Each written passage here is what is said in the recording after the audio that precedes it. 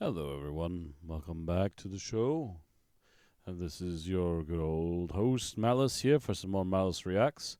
Tonight we have ourselves some paranormal files. I also have a story I'd like to share with you all, but we're going to wait till the end of the episode for that, so stay tuned for that. That's been a thing that happened. It actually, matter of fact, it happened today. It's not paranormal based, but it does involve a good number of you all. So stay tuned for that. But with that aside, let's get into our video reaction for today. It's about 2 hours long, so buckle in. It's not a 3 hour, but it's still going to be a little bit of a long jog here. So title is Possession Prison, the Scariest Place in America, Paranormal Activity on Camera. At least you're not trying to hype it that it's a demon or something. I'll at least give you that. And you're not hyping, oh, we almost died. I'm kind of getting tired of those being the titles. Come on, guys. I understand you're trying to collect paranormal evidence and stuff, and obviously it's a struggle to get enthusiasm, it feels like some days, but being overly bombastic is a bit silly. Anyhow, so ghost hunting. Let's go. Let's see what the Paranormal Files has for us tonight. Also, before we get into this, yes, we're past the opening stinger stuff with all the little quickies of what's going to happen. And also, yes, my voice does seem to have cleared up today. We'll see how long that lasts. Knock on wood. I still got some science stuff going, but it is definitely going down. It's just a matter of when it'll finally be done. Anyways, moving on. On tonight's episode of the Paranormal Files, we're in the small town of Ballinger, Texas. And right behind me is the building we'll be investigating, a notorious local jail with a dark and disturbing past.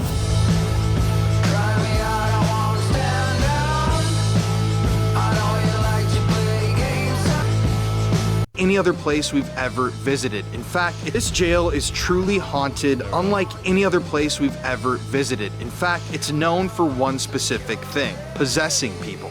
That's right, multiple visitors to this abandoned jail have been possessed by the angry spirits that lie within.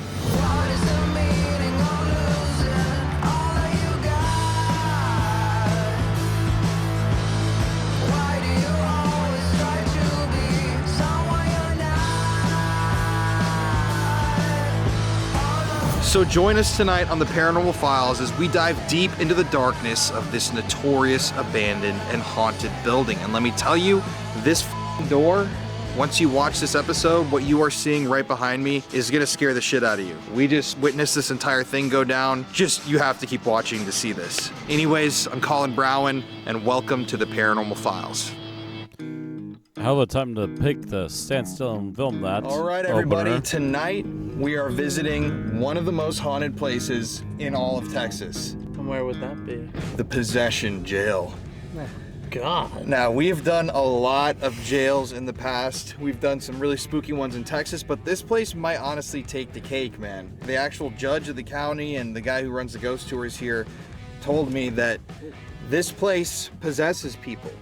Frequently, investigators that are in this building are taken over by whatever the spirits are inside of this jail, and due to some dark history, oh my God, you can see why. There it is. Why does it always gotta be possessions, man? I don't know, man, but look at that thing. Oh my God. We're actually the first investigators to get access to this place in the last 3 months. So they're just patiently waiting for us? They are patiently waiting. They've been sharpening their shivs. Why can't we just go investigate a playground or something? Or you know what? I think Destin, Florida's haunted. And we need to go investigate the beach out there. Go investigate the beach in Florida, you know. Go investigate the mountains summertime. Oh, yeah. Yeah. Go investigate a steakhouse. Yeah. Or just go investigate a nice hot tub. There you go. I'm down for a hot tub investigation. Well, guys, we are gonna head in there and wish us luck. Wish us luck. I have a feeling this one's gonna get dark because the history here is yeah. Say this place is probably bleak is probably an understatement.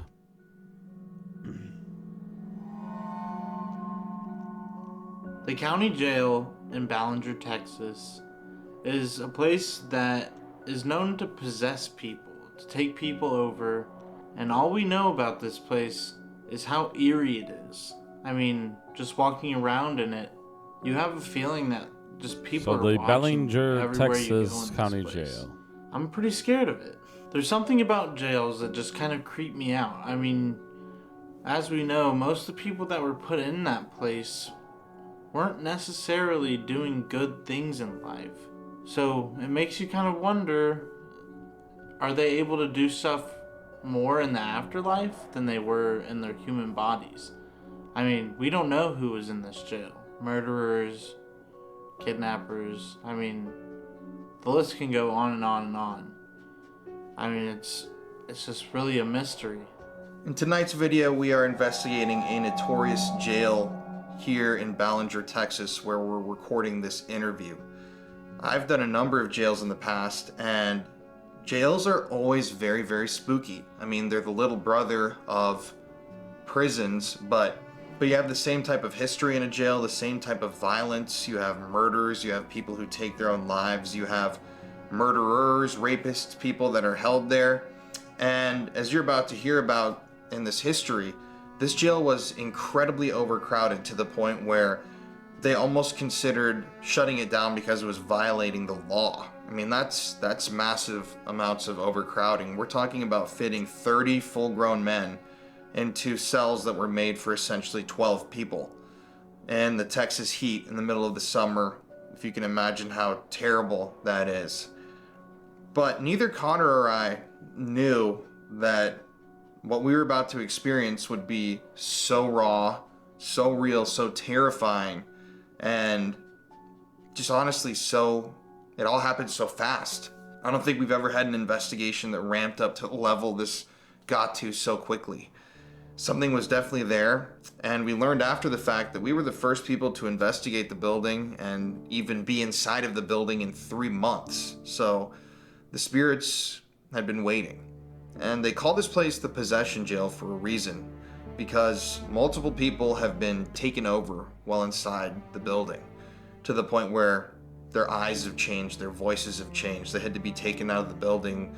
Afterwards, after they were taken over, they passed out for 25 minutes. So obviously that's something scary to hear, and it made us a little bit on edge, even while doing the history. But yeah, we first actually got our tour that night from the judge of the county that we're in right now. She came out and met us, and yeah, this is just gonna get crazy really, really fast.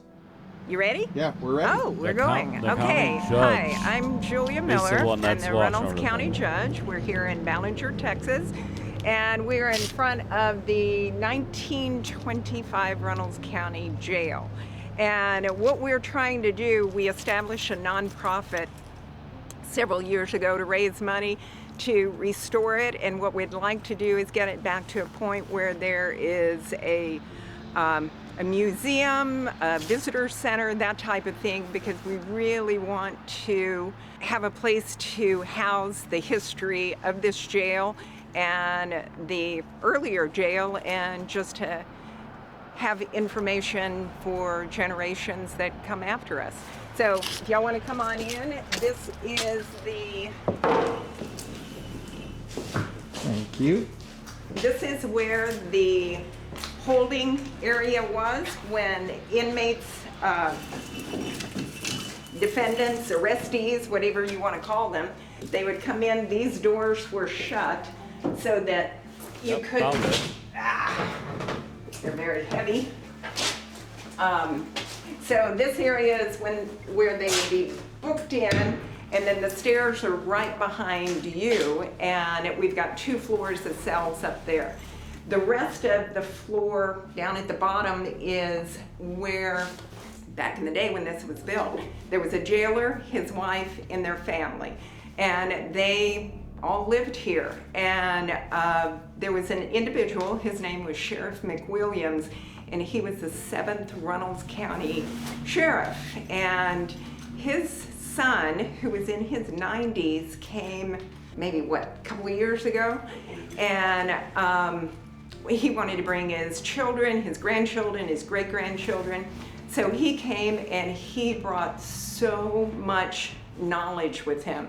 He was 6 years old in 1925 when they lived here at the jail. So he had, I believe, 10 brothers and sisters and his mom and dad. So apparently there were 12 people that lived in this area. And we'll go through here, and I'm just gonna give you a lot of the information that he gave us.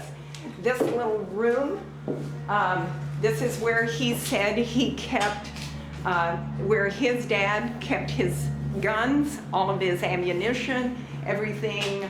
You know, he told a whole story about how he held off a lynch mob out here on the steps, and it was just really, really interesting. When he showed up, as soon as he stepped out of the car, he's in his, I think he was 96, and he just started telling these amazing stories. So I grabbed my recorder and just turned it on so that we could have all of that. He has since passed away, so I'm really, really glad he came. So this is where the guns were. In later years, it was a radio room, dispatch, and that's what this little area was. In here was basically a bedroom. This was one of their living areas, and when I was speaking with Mr. McWilliams, I said, well, which ones were bedrooms? He said, well, heck, they were all bedrooms. There were 12 of us, so every place was a bedroom. And so as you can see, it really needs a lot of work. We've got desks shoved up against here trying to hold the door up, and that's why we're raising money. That's why we do these tours.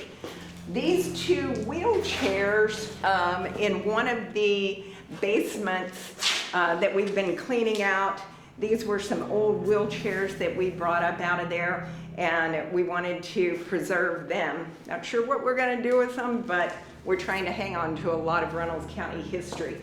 Would these have been wheelchairs for people in jail? I don't know. We don't know. I don't know what the story is. Yeah, I don't know what this, I have no idea. There are these tags that we found on them. They're about to fall apart.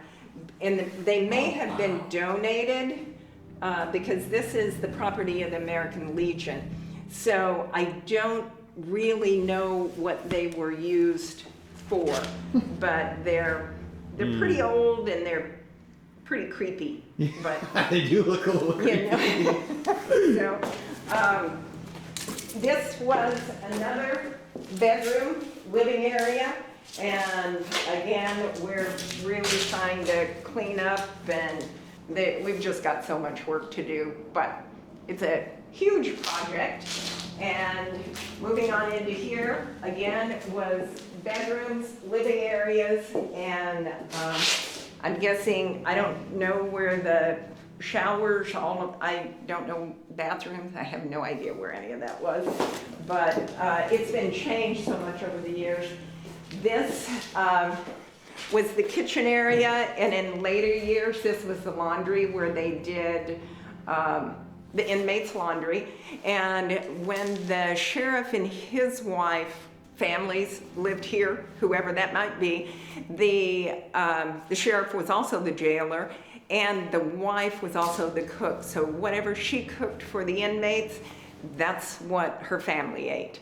And Sheriff McWilliams had told us that he brought some information with him, and he brought a copy of the 1930 census.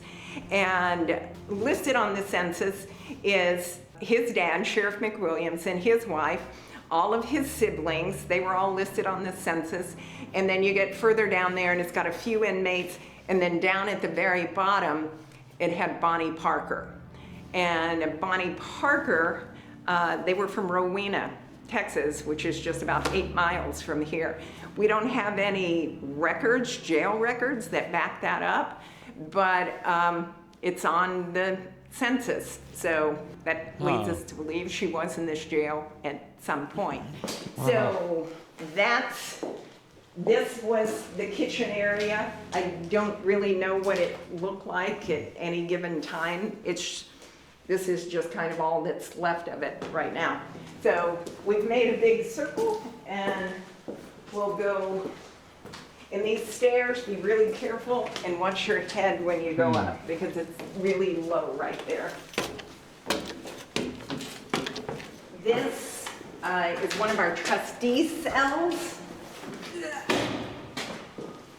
And at some point a shower was put back here, and I think there was a toilet. They took a lot of these out. We closed this jail down in 99 when we opened up our new jail out on the edge of town. This jail was really, really overcrowded. I think it is set up for 25 inmates, maybe 35, I can't remember. They had 84 inmates in this jail whenever they moved everybody out to the new jail. So it was incredibly overcrowded back in the 90s. Yeah. That's crazy. It's really More than triple the capacity. Yeah. Surprised they got away with it Some for heavy so long. doors. They're all, and they don't work real well. This particular, this is called the bullpen, or what they've always called the bullpen. And it is, our tape is falling down. There are 12 bunks, 1 shower, 1 toilet. So basically for 12 people. In the 90s, there were as many as 30 men housed inside this cell. And I had asked where did they sleep, and what they did, they just put pallets, just bedding on the floor, and that's where these guys slept. So, Wow. what's your step as you come in? So this was just the bullpen, and as you can see, and I don't know if you can get this on the camera, how tiny these, to put 4 adult men inside this is just Oh my God. Yeah, incredible. Very, very crowded. I couldn't imagine sleeping in there with 3 other Imagine dudes. the tension that would be in here. Yeah, right? And especially if it's a violent offender or somebody Yes. like that. Like, no, thank Yeah, you. I mean, really, really close quarters. That's the way it was back in the day. Real friendly, real quick.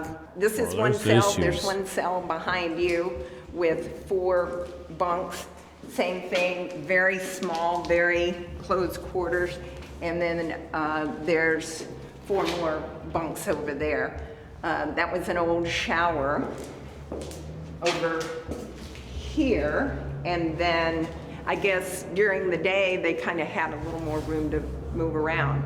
And our former jail administrator had told us a story. There was at some point, there was someone that escaped. They got out these windows and they jumped off the balcony out on the front, but he broke his leg jumping down, so he didn't get very far. They did catch him. Oh, that's unfortunate. Yeah, 30 Very people. unfortunate for him. 30, I know, that's There's just, 4 of us. I'm like, this is plenty of people in here. Yeah, right. there were 4 of us, and they put 26 more people in here. It would get really, really crowded.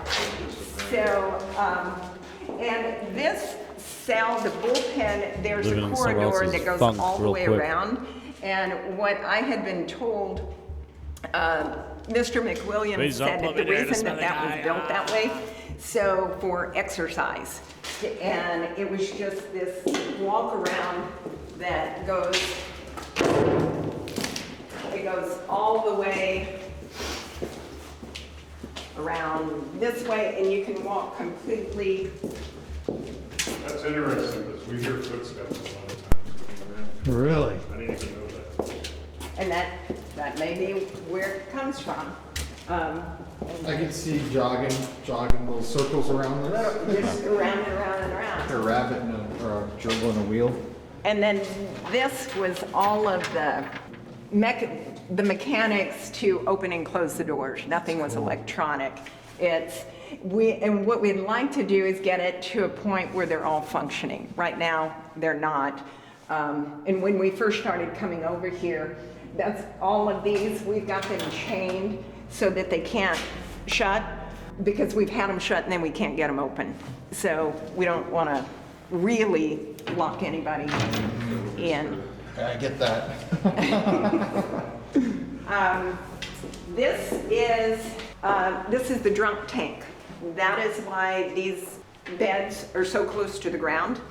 It's that way in this one, and then we've got 2 cells in here, and that's where individuals could come in, the drunk, let them sleep it off, and they wouldn't fall off of their bunks. That's interesting. I've never seen that. Like a super low cot. Super But the low toilet's cot. high. Yeah. They what? The toilet's high. Yeah, the Bed's yeah. low.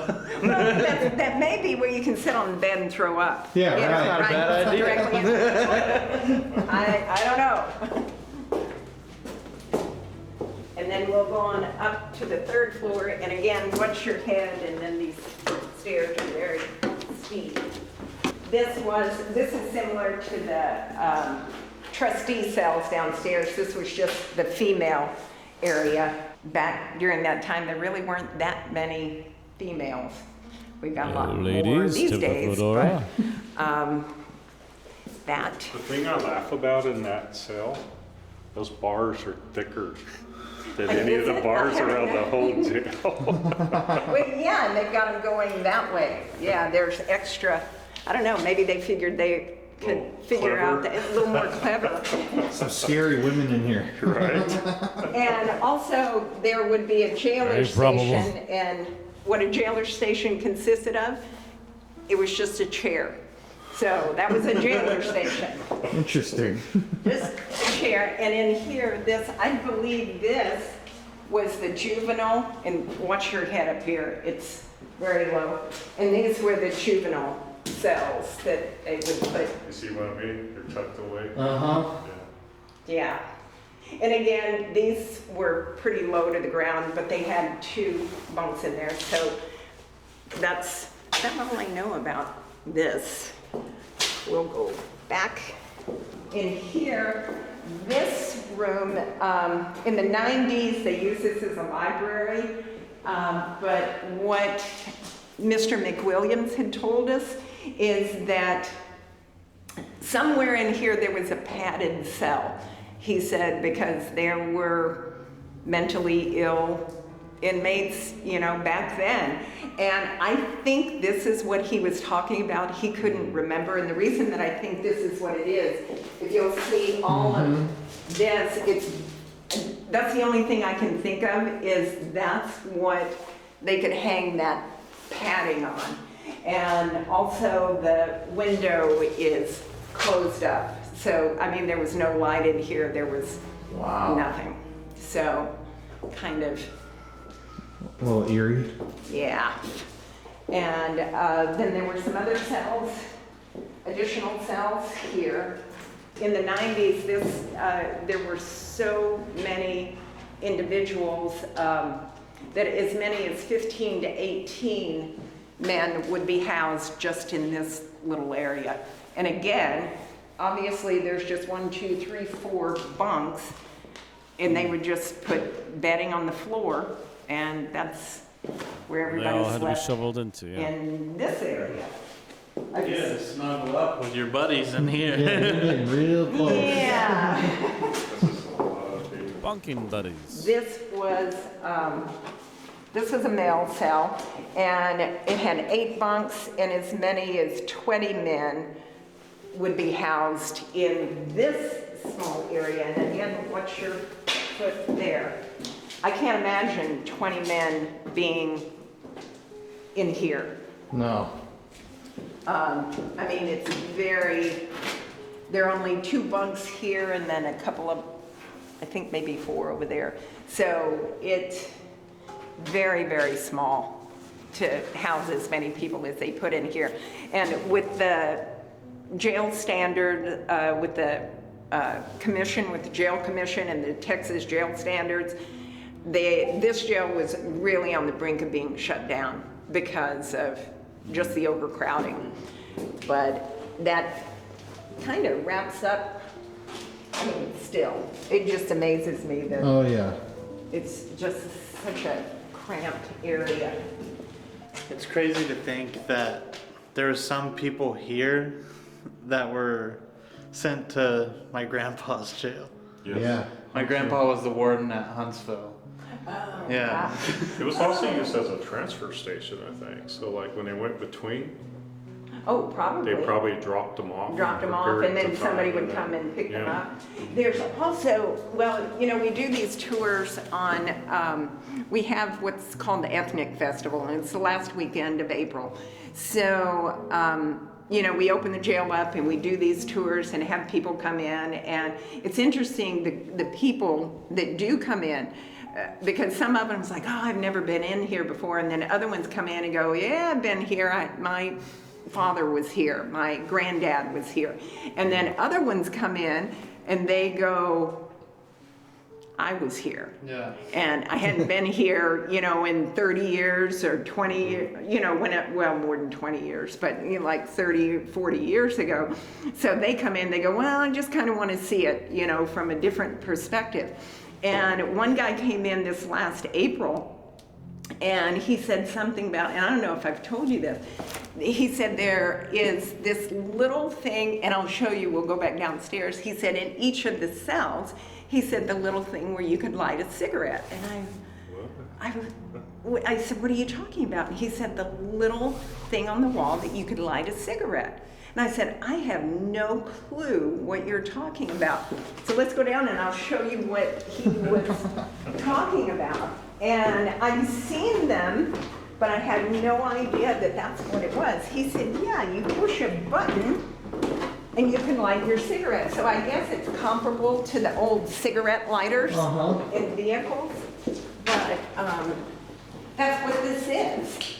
That's an old cigarette lighter? That's what it is. So you would push this button and it would light a cigarette. I mean, you could put your cigarette there and it would light. Isn't that wild? I've never even heard of such a I thing. didn't Weird. either. I didn't know what this was. You know, I thought it was some kind of a speaker system, that's what it like looks a, and I just assumed, you know, you press it and talk into it, and he goes, no, no, no. So when he was telling me downstairs, I said, you gotta show me what you're talking about. And we came up and he said, one of these. He said, you would just press it and you could put your cigarette up there. And, That's great. Wow. and it was, yeah, It's really, interesting history, right? really interesting. So, That's pretty cool. I didn't I have a know those question. existed. Were there ever any deaths here in the jail? oh, I'm sure there were. I don't know of anything. We uncovered a bunch of stuff from newspaper articles. Oh, did you? To show you, they lit fires in here all the time. Well, yeah, well, that was one of the things that they had trouble with, like with the old jail, because so much of it was built with wood. And they always had inmates starting fires. And the other thing to heat them was just wood burning or coal burning stoves. So apparently they had a lot of jail fires and would burn down the jail and people would get out. And in the old jail, not this one, but, and I can't remember what year it was, they had a jail escape, and what they had done, they had tied all of the sheets together in the picture that they put in the paper, and someone sent me that article, and I've got it over the courthouse, but they took a picture from the other side, and you can see the sheets from the top tied together where they all escaped. Wow. And I'm like, that is Just like crazy. the cartoons. Yeah, that's super cool. There was also a story, because the wrecker was down here when they had the fence. There was a story of a guy that went over the fence escaping. Oh. And he cut himself. And they tracked his blood There you until go. they found him. He's like So- several blocks that way. Yeah. Yeah. I don't think they got Yeah. real far, but yeah, I'm trying to think of some of the other stories that, well, one of the stories that Mr. McWilliams told us about his mom and dad, his dad apparently was very strict, very stern. He was pretty hardcore sheriff, jailer, that kind of thing. Well, his wife, Mrs. McWilliams, was more of the easygoing, and Mr. McWilliams said that there was an inmate here, And I don't know what he was in here for, whether it was theft or whatever, but he was a musician and he had a gig coming up that Saturday night. And so Mrs. McWilliams, you know, when she would bring food to them, you know, their meals to them, she would get to know them and kind of just visit with them. And this inmate told her, said, I've got this gig, I really need to go. And he said, do you think Sheriff McWilliams would let me go to this gig that we've got going? And she goes, no, he's not going to let you. He's not going to let you go. And but you did she a dummy. said, as it got closer and it got closer, he kept asking, and he said, you know, he goes, if you will just let me, he goes, I promise I will come back. I just need to, he said, I can't let them down. So she said, okay, as long as you don't tell Sheriff McWilliams. So she let him out. He went to the gig, and I asked Mr. I said, did he come back? He goes, he sure did. He promised her he would come back. So Wow. and so it was Different really, times, folks. like I said, I was really glad I got to visit with him and hear some of his stories and that kind of thing. What else? You said you've got stories? Lots of things. I'm going to relay a lot of things. The biggest thing that gets us in here, actually the creepiest thing, I think I told you this, is right out here. We were one night all standing in Drinking the while we're bullpen, watching. and this door was closed. The bottom door was closed. Nobody was upstairs. We're all in there. And we're just talking, and I was standing at a viewpoint where I was looking back this way towards this window, and two other guys were standing next to me, and all of a sudden, about 20 minutes in their little deal, I look over and the guys happen to be looking over here too, and all of a sudden all three of us saw a man standing right here with blue jeans on, and he looked kind of modern.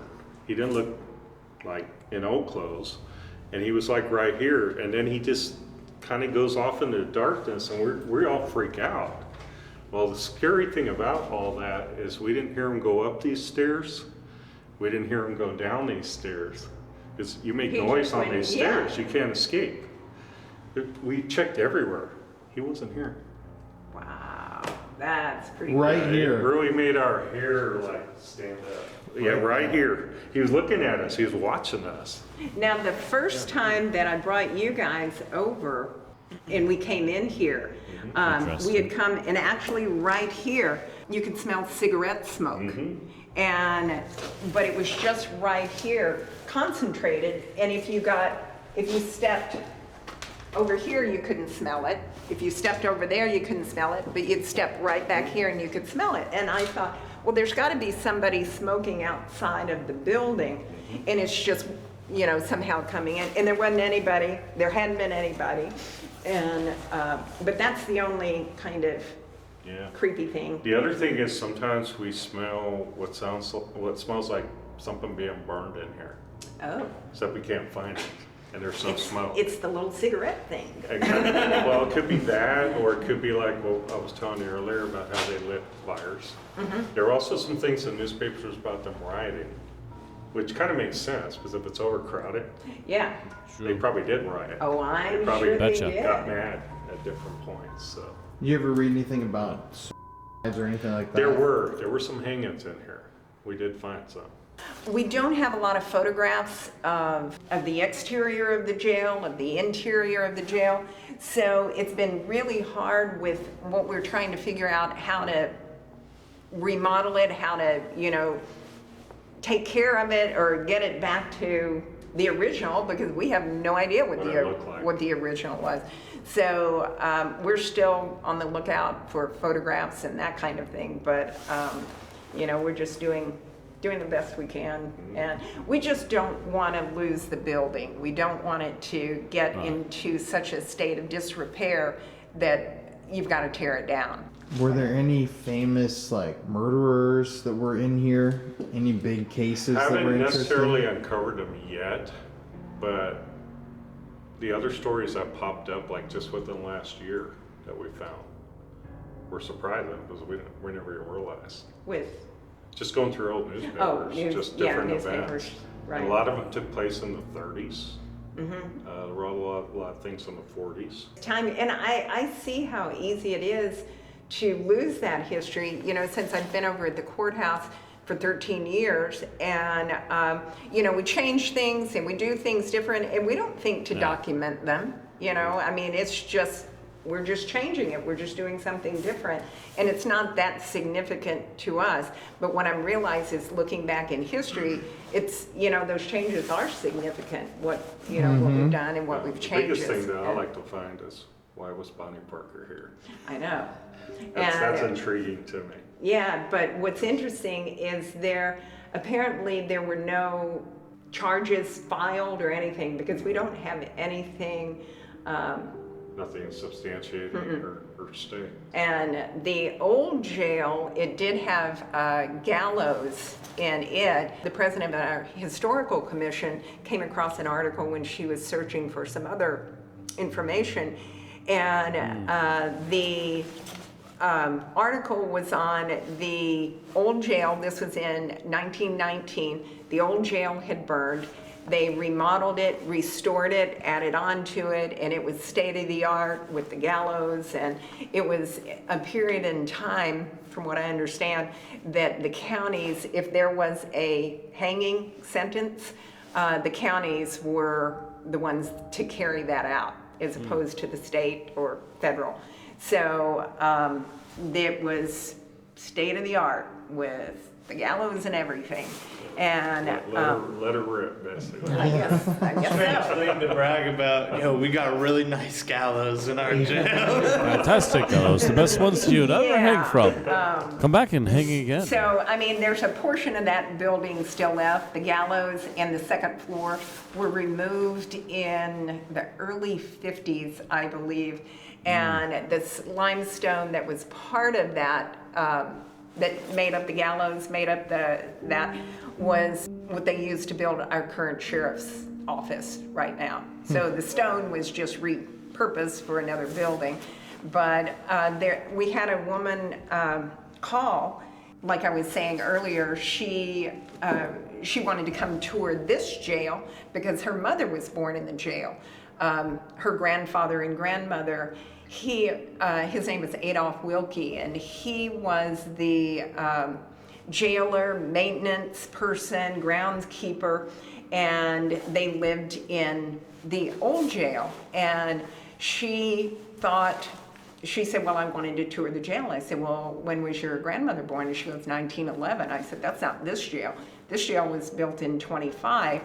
I said it was the old jail. And so she brought photographs, and there's a photograph of her grandmother and grandfather, her mother is a baby on her lap, and then her mother's brothers and sisters, and her uncle he looked to be about 10 at the time. His bedroom was over the gallows floor, and that's where he slept. So, I mean, it was a very tiny area, but the base of the gallows is still there. You can see the footprint of that. So it's really interesting, as we've been restoring this, a lot of these stories, have come up. And Adolph Wilkie, her grandfather, and I'd heard this story many, many years ago. It was in 1906, and I've got a newspaper clipping from that. Adolph Wilkie had gone over to the courthouse, just right across the courthouse lawn, directly across from where we are right now. He had gone up to clean offices and straighten up and that kind of thing, since he was the maintenance person. And there was a woman that had committed there, and he found her. And she had taken strychnine, and our current district clerk has the little bottle that has those strychnine tablets that they found with her, and she's got those locked up over in a safe over there. That's kind of how, as I was saying, that's how we met. I had come to work several years ago, and one of our maintenance guys, one of them comes in early, and they go up to the 3rd floor, 2nd floor, cleaning and that kind of thing. And he had gone to a men's restroom up on the 3rd floor. Well, while he was in the restroom, he heard a woman's voice say, "Bob, are you okay?" And he thought, well, I guess Cindy, our auditor, he said, Cindy must be here. So he came out of the restroom. There was nobody in the hall. All of the doors were locked up. And so he went out and looked down in the parking lot. There was no one in the parking lot. There was no one in the building. And he came downstairs and he sat outside until somebody else showed up. He said, "I'm not going back in there until somebody else goes in there with me." And when I walked up, they were all standing outside talking, and he was just as white as a sheet. I mean, you could tell he was really shaken up. And he said, I've been in that building, I don't know how many times, but he said it was just as clear of a voice as me standing here talking to you. Wow. And that's what I was saying. Okay, we need to get ghost hunters. We need to get a paranormal investigation. And I went to our county judge at that time, and he goes, "Nah, I'm not going to do that. Nah, I'm not going to do that." And I was going, "Come on, Barry, let me do it." And I said, "I'll come over here with him. Nobody else has to." So that's when I went over and met with them. And we talked about the courthouse, and then he said, "Well, what about the jail?" So that's kind of how. Then one of our assistant auditors, she works over the sheriff's office now, but she had gone up one morning. She thought she was the first one in the auditor's department, and she started to put her key in the door, and she heard a calculator going.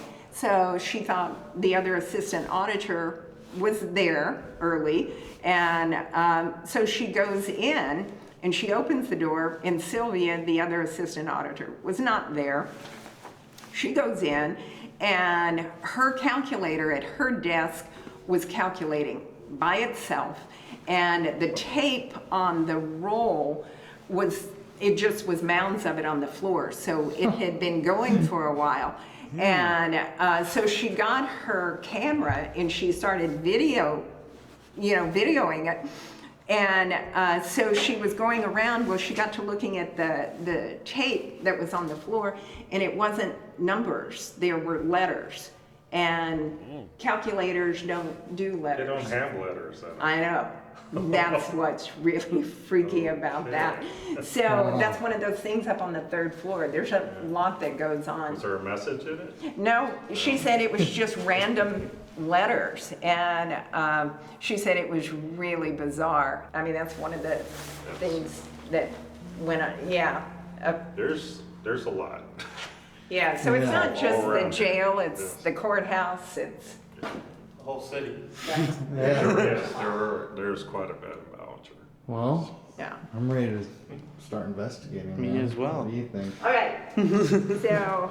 Yeah. Anything Good luck, else? boys. Now You're in for it. probably about talk your ear off. No, that was great. Yeah. We loved it. We gotta know what we're getting. Not every into. night you get the judge on film. I know. It's awesome. It's pretty badass. Now we got to get the courthouse next time. Yes. Yeah, the courthouse, it's a cool old building. Or maybe we can paint something for you. over Yeah, there. paint. Yeah. All right. Keys. Well, let me get them all back around.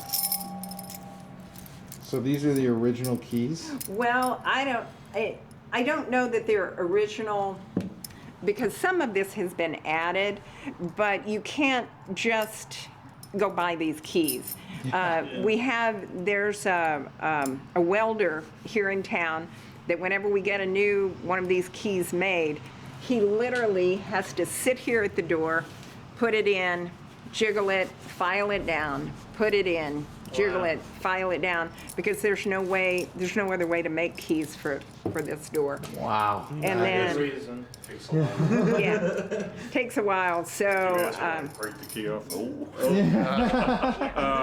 Right after, like the judge was saying, right after we met, one of my first interesting stories in here was we were trying to get the place open to the public for the first time, and me and Connie started this relationship a ways back about trying to get paranormal groups in here, and we got the idea, just like you're here, donations in exchange to explore the jail. And that has just worked great. And it's all I mean, at going least in a it's something, positive you know? direction, the way it should. But what happened is when we first, there were a lot of trust things in the beginning, you know, like paranormal coming in here. And one of the scariest or creepiest things that happened involved a cop, one of the Ballinger PD. We had a event here, a third-party event, which we have quite a few, and they basically run their own events. And we're not picking fault at them, but it was just some people in their group, for some reason, decided to come over here one time and try to break into the jail. Right after we were doing the trust stuff, you know, trying to get it to that level. And I had a conversation with the judge the next morning about the whole situation, real unfortunate, and told her we're going to be real careful from now on, monitor everybody. But it wasn't the events group, it was their fault, it was the people that came. They just were doing things they weren't supposed to. Well, this leads into the story that happened the next weekend. After we had resolved all this, Connie was up here for that weekend when they were trespassing, trying to break into the jail, those people. Got all that cleared. So I come up the next weekend with just a group that run at the old park. And I told everybody in the group, I said, if you see anything weird at that jail, tell me, come get me. You know, I was a little leery at that point. And I told them all to stay away from the jail. That way we wouldn't have any issues. Well, we hadn't rented to jail that night. We were just over at the old park. And at 1 a.m., 2 women come in getting me with this look on their face. And they said they came out on the balcony and they're just taking a break. And they looked over here and they saw what looked like 2 people walking around inside the jail with 2 lanterns or bright flashlights. So right away, I get all upset again because we had just resolved that other so-called almost trespassing incident. So I was mad. I thought somebody had broken in, and I asked them real fast. I said, "Is our group all over here?" They said, "Oh yeah." They said, "Nobody's gone over there. We just took a break and there's somebody walking around." So anyway, I barge out the door. I used to be a cop in the Air Force, so I went back into this mode from my past. And I started barking commands as I'm walking over the street, coming across the street, that you better get out of the jail, blah, blah, blah. I was all on the phone already with Ballinger PD. They were on their way. So I was on the phone as I'm yelling these commands. And 4 of the women are coming with me. So I told them to go around the jail and form a circle, more or less, around the jail. That way, if they got out, we'd see who they were and where they went. So we had the jail completely encircled. Nobody was coming out. And as we were walking to the window, the women saw it too. Clearly down here, on the other side where we were walking earlier, we saw what looked like a tall man and a shorter figure, but you couldn't see you couldn't tell what they really looked like. You just see their shape. And to us, they looked like they were holding lanterns. They weren't flashlights, they were lanterns. So we're barking, yelling through the window. Right when we did, the 2 figures freaked out and we heard them running around in here. We heard them either going down the steps or going up the steps. We could just hear all this clamoring, and then all of a sudden the steps stopped. Well, at that point, the Ballinger PD, he's coming this way. He's coming in really fast on the call, and he comes around the corner and pulls up. And he goes, "What's going on?" I explained real quick. I said, "They're in the jail right now." And he's like, "Well, how'd they get in?" And I said, "I don't know." So we walked around, and this window over here was unbolted. And we actually lifted the window up. And I said, "This must be the window. There's no other open entrance." So anyway, he crawls through the window with his flashlight. And I stand by the window holding it, and he's running all throughout the jail, checking everything with his flashlight. Everything. And then he comes down like 10 minutes later with the biggest eyes I've ever seen. And he goes, "Are you sure there's somebody in here?" And I went, "Yeah." I said, "We all saw him." And the women were confirming. They were like, "We all saw him." They didn't get out of this building. He goes, "They're either good hiding artists or there's nobody in there." And he started getting all spooked. Yeah. So here we're all standing outside the building. He kept asking us over and over, like, are you sure? It's like, yes, we have multiple witnesses. They were in the building. They didn't get out of the building. I heard them moving even. So that's a mystery. That was one of the first mysteries that started everything. Another interesting story that I had was when we first opened the jail, the women's cell upstairs, and the judge forgot to mention this, the jail had been closed since the 90s. Well, we were trying to get all the cells open, and the judge mentioned that day it was going to be our first day, our first event, our first public hunt in the jail. She said we can't get the women's cell door open. Nobody's ever been able to open that cell door. It had been closed since the 90s. They couldn't get in here. I talked her into letting me have one of the keys, and I said, do you mind if I stand by this door all day? And I said, I will not break the key. I'll be real careful. Well, they trusted me that day. And I stood up here all by myself, hearing noises, hearing all sorts of things, trying to get this lock to open. And finally the key goes click. And I pull open the cell door, and I stood in the door, and I was looking into the women's cell, and I was like, why does this look so strange to me? It looks too clean. For someone that's been closed since the 90s, it was just clean. Well, anyway, I stepped into the cell, and right as I did that, it goes poof. 30 years of dust. Dust was flying everywhere. Dust was coating everything. That's why it looks so clean. Yeah, right. And I'm just like this. I'm just like, I can't see. Yeah. Which is funny, you know. But at the same time, I was thinking, wow, I'm the first person that stepped in this cell in 30 years. Mm-hmm. Which was pretty cool. And we started doing research. We started doing paranormal investigations. We've had a lot of groups in here. You all were in here for the first time. This place is weird. The judge hasn't really been in here like a lot of us, but there's just been a lot of weird things. Just figures seen, just like the figure on the second floor. When we saw him, multiple witnesses, and then he disappeared. We never saw him get out of the building. We hear footsteps in here, walking. You'll be in the cell all by yourself. We actually heard a few screams too. We couldn't figure out where they were coming from. We couldn't figure out if they were coming from outside or if they were coming in, but they sounded like they were coming from inside. There's no wind tonight out there, which is real good, because when it's windy, it kind of bangs on some of this stuff, which you'll think it's paranormal. There's no wind. It's actually very still in here right now. So you can clearly hear everything. And when it's cold, you can actually hear things even better. You'll hear them walking up the stairs. You'll hear them going down the stairs. Oh, we hear cell doors slamming in here. The doors, wow, they slam. And you see how heavy these things are. Mm-hmm. And we can never find out where the source of the slam is. That's another thing. So you'll be up here doing your thing, and all of a sudden, bam, in the building, you're just like shaking, you're like looking around, and you can't find out where it came from. Oh, I want to hear that so bad. I don't know if I do.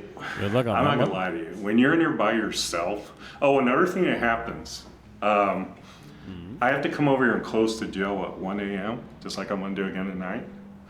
I always walk over here with a fully charged flashlight. I'm in here by myself. Usually in the summer, we have to open the windows, so when I come over here, I call her to come over here.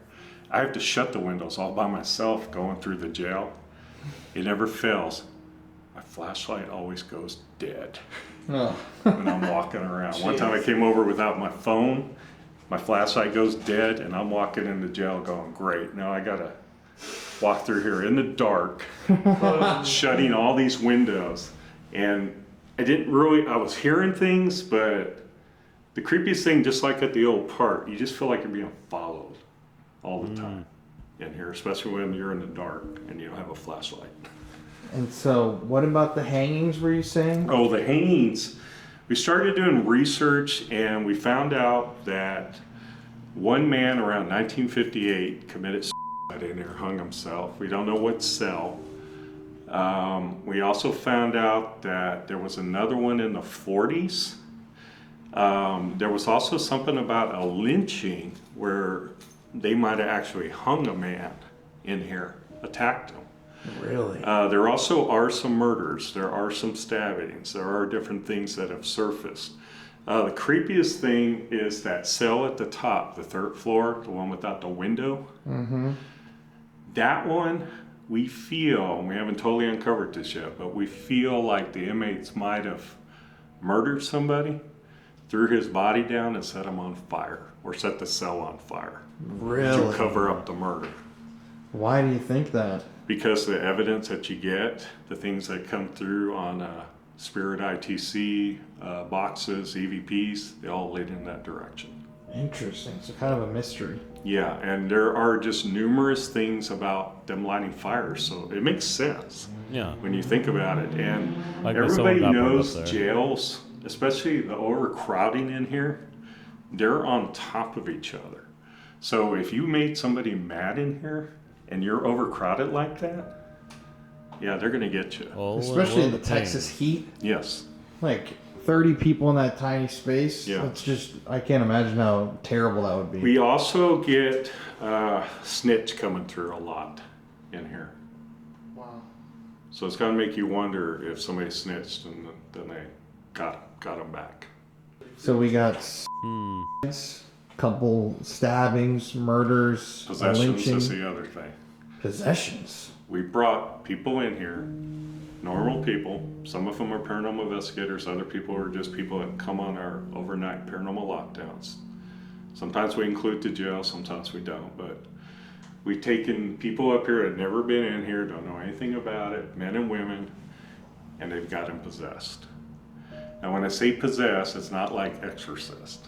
It's like somebody has taken them over, another person. Had a woman not too long ago sitting up in that same mysterious cell, the same one where they might have chained him to the walls, you know, back in the day. Same one where we think somebody was lit on fire.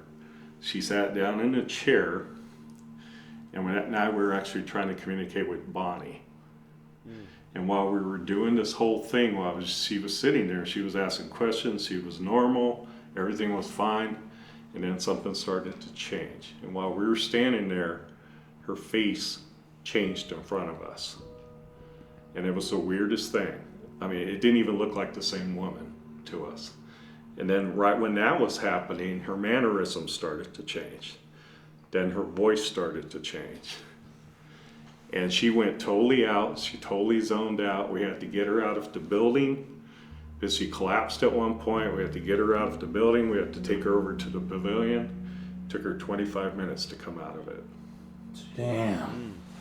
So you think it's So a lot of these things we don't talk about. I'm talking about it now. But a lot of these things, these are public events. We don't want to scare people off. You know what I Right. mean? So it's like you don't want to necessarily put everything out there, but there's been some creepy things. Somebody Well, now got you pushed put down it the out stairs there. one time too. damn.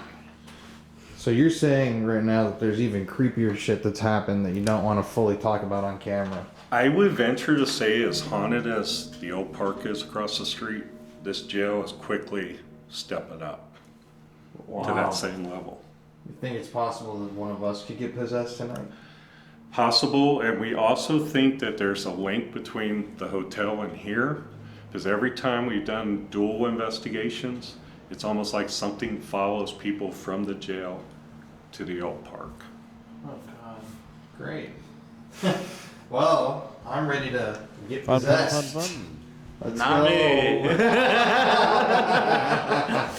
All right, What's the man. matter? Don't you want to go over to Two the inn words. and have something follow you all Be night? careful. Noted. Yeah, we'll try our best. So after the tour, we decided we wanted to go to the third floor to ask some questions. But we did not know at all how fast this night would ramp up. I mean, we were both terrified that one of us was going to get possessed that night. Just check this out. Dude. No way. Okay, yo, roll, dude. Okay, guys, look it. We are walking up right now with our shit. The door to the jail is open. Are you rolling? Yeah. Yo, I'm actually kind of sussed out by that.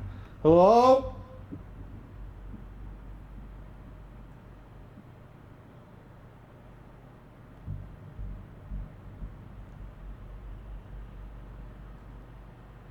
You think someone's in there? I hope not. Who the are you in there? That's crazy though, bro. What the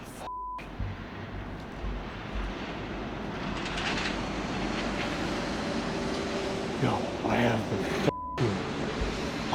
goosebumps down my body, bro. They don't like that. I'm actually like...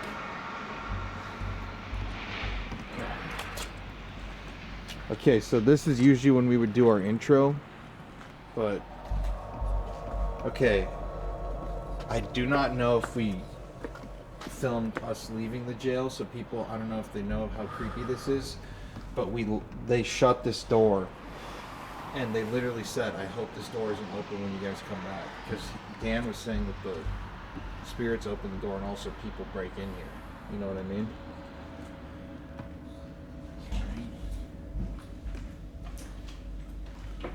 People in the past have been known to try to break in. Hello?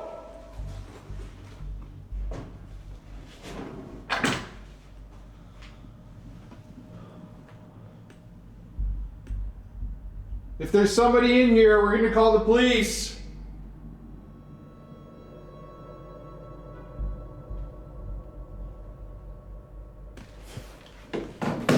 Well, no answer. Time to just walk up the door, make sure no one gets out.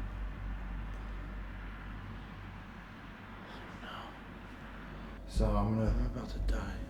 Huh? Your battery? Dude, we just started rolling. Okay, I'm gonna keep rolling on here. Pause on that. That's very scary. First of all, look at how thick this door is. This is not just gonna move in the wind. This is like a heavy door. So, yeah. I don't know why somebody would be in here right now. It's just very creepy. But we're gonna pause the cameras for a second, do a sweep of the building, make sure nobody's here. I think I might call Dan and see if he could come over and walk through with us quick. But yeah, we're gonna get set up and... Oh, did you hear that? I don't know. This is usually where we do our intro to the video, but this is scary already. Somebody could be in here with us. I do not like that at all. Okay, let's pause that. So, oh my God, as you can see in that footage, I don't know if we got this on camera earlier with Dan saying that, oh, let's hope that the door isn't open when you come back to the jail because then it's gonna be freaky. The damn door was open. And that is a very, very heavy metal door. So we like to debunk stuff. There's literally no possible way that could have been the wind or anything like that. It was 100% something, either a person that went in there and then came out, or, you know, a ghost, or even something darker. We don't really know. But we checked the whole building, we made sure no one was in there, and yeah, it was time to investigate. Okay, so we ended up doing our proper intro again. We walked through the whole building. There's nobody in here, but we've left the door open just so you can see it one more time from kind of how we found it. That was scary. But yeah, there's literally nowhere that anybody can hide in this building, and we know that there's nobody in here. It's just Connor and I. But yeah, definitely a creepy ass way to start the night. I swear, I don't know if we actually got them on camera saying that earlier about, oh, I hope you don't find the door open later. And of course it was open, and yeah, it's not locked. So that's creepy in and of itself, especially when you see how heavy that door is. I mean, it's not the wind. It's a 1,000,000% could never even possibly be the wind. But how are you doing tonight, brother? This is gonna be a very spooky night. It's freezing cold, so I mean we're kind of heightened senses right now. I don't like jails. Don't like Right now we're in prison. the middle of a I mean, a lot of people don't, but hot snap. especially when they're haunted, doesn't really make it feel any better. So I'm excited to see what we get tonight here, but at the same time, I'm pretty scared. Without further ado, man. Something about this place just gives me the heebie-jeebies. And it's starting to rain too. I don't know if you can see the droplets of water in the air, but okay. Enter the upstairs at your own risk. Now, on camera, let's shut the door and put the brick in place. Right. Just to show people. Now, if this opens again, I'm running out the door. Unless there's someone blocking it. How would they do that? Someone standing in front of the doorway? Yeah, but we can pull it open. I know, I'm saying door's open and there's someone standing there. Then I'm shutting the door again. We're staying in prison. Yeah, I'm just gonna lock myself in here. After that, you just stay. Okay guys, so right now we're upstairs in the jail. This cell behind us is where the evil, whatever force that they thought in this whole jail resides. Dan was saying they think that there might have been a murder in there where inmates basically killed one of their own and burned their body. That's what the evidence has led people to believe. But we're up here trying to figure out who's in the jail with us, where they're at. We've got some new devices tonight. We've got a Paralight down there, a more sensitive one that we just bought. We've got, oh, did you see that motion light just go off over there? That static got that. We're not. Might have been you, but let's wait and find out. We have a new REM pod that's in the creepy room that detects static as well as EMF energy. And we've got this new Ovilus device that we're going to use alongside Spirit Talker to try and mix stuff up. To anybody here in the jail with us, I just want to introduce ourselves. We're here just to talk to you and we want to hear your stories. My name's Colin. My name's Connor. I'm Malice. We just want to figure out where you are. James. Hi, James. How are you this evening? Your name's James. James, dude. James Spring Jewelry Bind. Connor's real name is James, so that's a Or little freaky. jewelry bindings, True. like handcuffs. Okay, so it seems like you're here with us. It's really quiet in here. Can you make... She pushed. Someone got pushed downstairs. Remember they said that during the interview. Is there anyone here with us right now?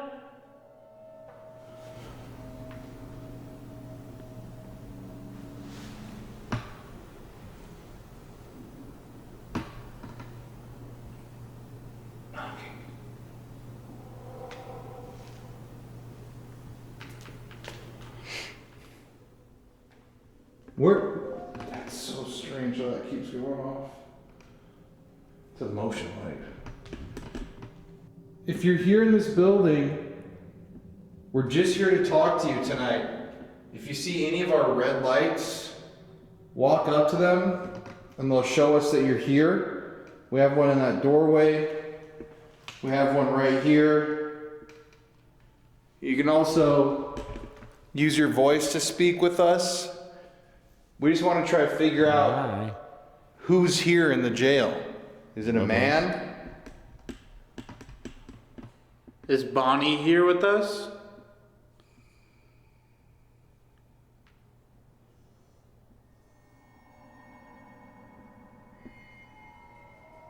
Yeah, that's eerily still.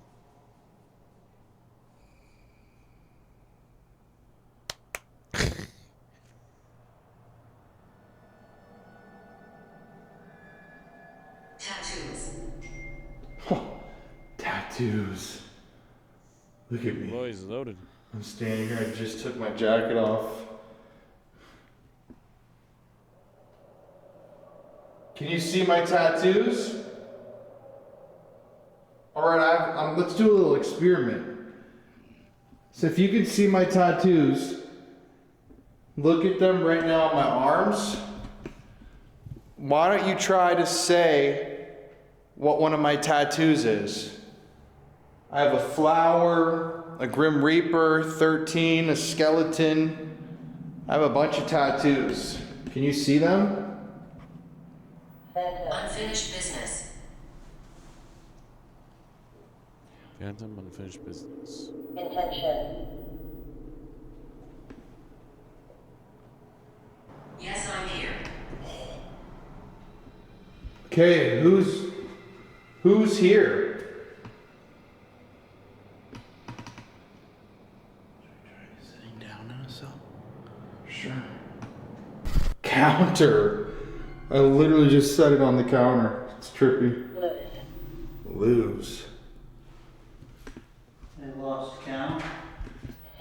Soil. So Connor and I are sitting here in our own cells and we just want to talk to whoever's here. Dan! Is that Dan? Dan! Yes. Describe, indicate Dan. We've taken people up here that have never been in here, don't know anything about it, men and women, and they've got them possessed. Now when I say possessed, it's not like exorcist. It's like somebody has taken them over, not a person. I just said speak. Daddy. Hello.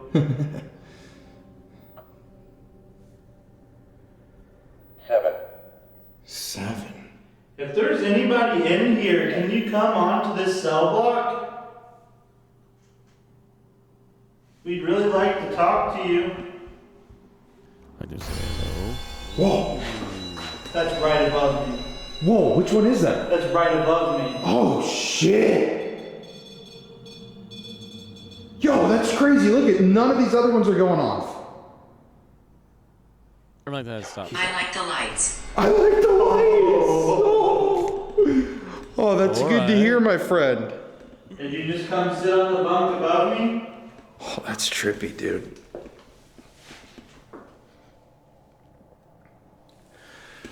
Yeah, it would also be awesome if you could tell us your name. Can you tell us what your name is? You can call me Ishmael. You will see me. Well, I'd love to see you. Where are you? Why don't you show yourself to us?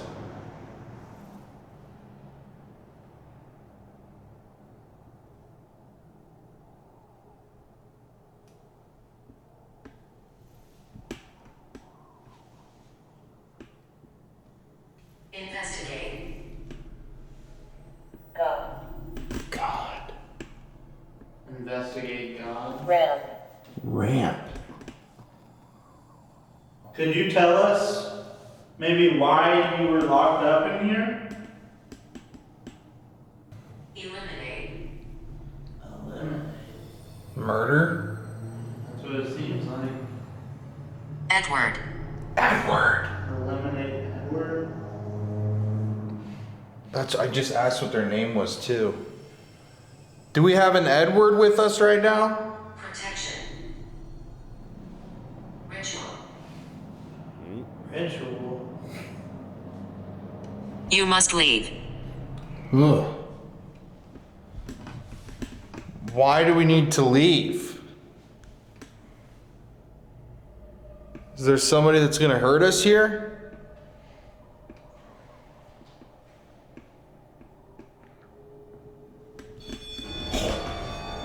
Dude, right above me again. What the There it goes again. bro? The road. The road. Hit the road, Jack. Don't you come round. You must leave, hit the road. No, no more. Dude, it's over here by Hit the you. road, Jack. Come sit Don't you here. come around here no more. Dude, this is freaky. It's like right above me. Oh, dude, it's in the bunk above your head. That's what I'm saying. That's wild. I imagine if we ever got locked up one day, this is how it would be. Just us chilling in the cell, Just two dudes chilling in jail. living the dream. Please move back. Tell. He's back. It's like, you go back in there. Yeah. Why? Did you like having this guy alone in your cell? Do you want to do something to him? But not. Well, you said that in the possession prison. Possession jail, I guess. Spooky in here. It's heavy. Warm. Say warm? Yeah. Like fucking freezing. That's weird. I don't It's know not. if I I can felt talk warm about and I it. took my Yes, your body. Your warm, precious body. With all its soft, warm flesh. pain. And a bargain, too. Dude, I actually just got cold all of a sudden. They got way colder like just now. I have a t-shirt on, it's like 40 degrees. Do you feel that? Yeah. Like straight up though, it actually just got like 10 degrees colder.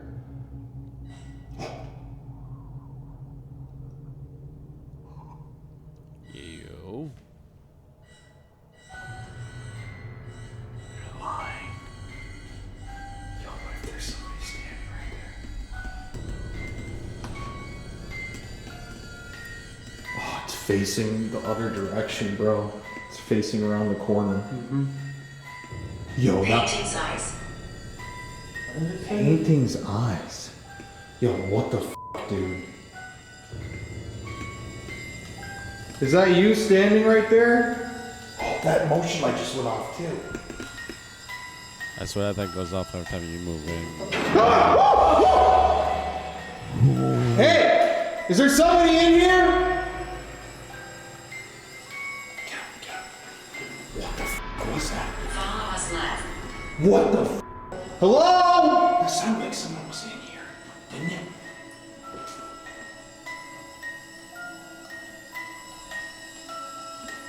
Dude, what the No one can be in here. Fucking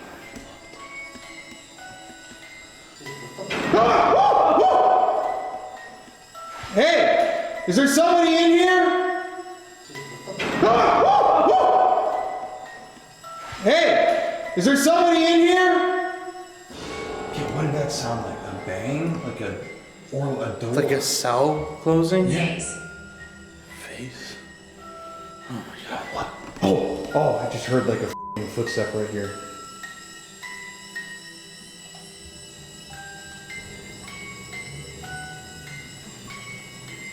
Hey, if there's somebody in here, we're gonna call the police on you. Sucks we can't lock that door. Cause now I'm like tripped the fuck out. Look at this stuff. Okay, so to describe that sequence of events just now. Are you okay? Yeah, I'm okay. Sorry, that scared the hell out of me. We were sitting here. We were talking about how cold it got. Explain the lights. Explain the lights. Okay, that light that's going off right there is because you're standing in front of it. If you step away from it, it'll stop going off. Also, if you see any of the red lights, you can go poke them or touch them, and it'll make noise. Can you do that? Can you go touch one of the red lights?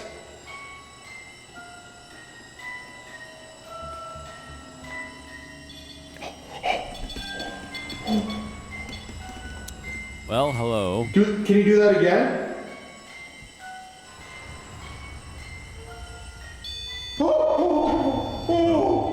Did that one?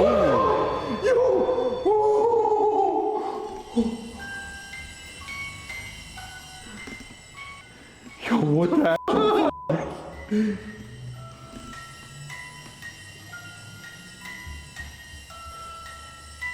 Thank you. Yeah, so now that you know how to do that, maybe we could have you answer some questions for us by touching those lights.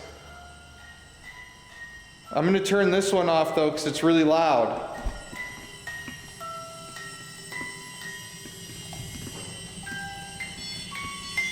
Oh, wait, is that me? No, this one. What the f? Oh, and this one too. Look at that.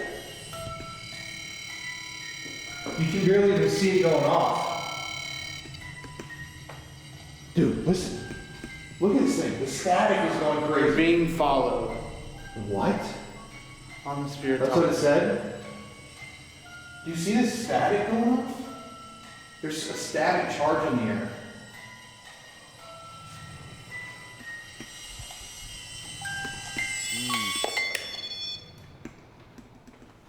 Look, it stopped. Silence. Dang. Is golden? It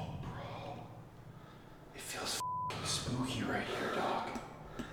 I'm just scared to go out the hallway.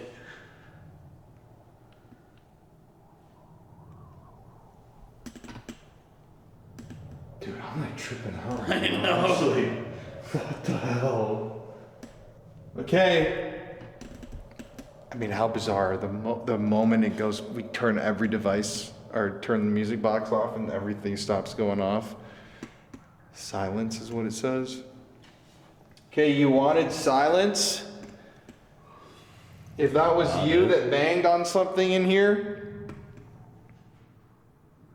I thought you just heard a footstep. if that was you that banged on something in here, Ooh, yeah. if that was you that banged on something in here, Definitely sounded like it could be a footstep, but it's hard to say. I just heard a footstep. if that was you that banged on something in here, or set these devices off, we're gonna give you a moment of silence and you can say or do whatever you want to. Step out on here. Listen.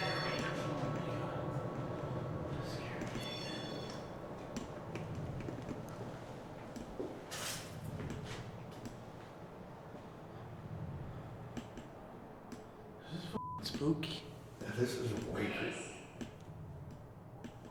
This is way creepier than I thought it was gonna be. Can you make a noise wherever you are?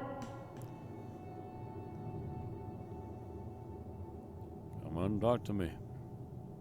Maybe even show yourself. Have a trick and a half. Get the golden rail.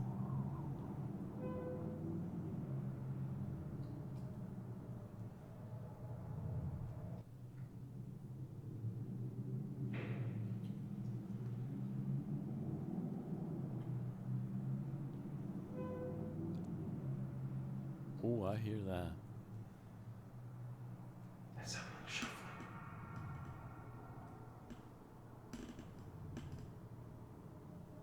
Dude, it seems like everything's coming from downstairs. Knocking. Shadows.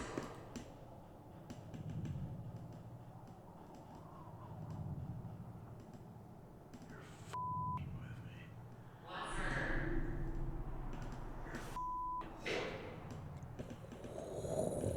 That was loud. Shadows.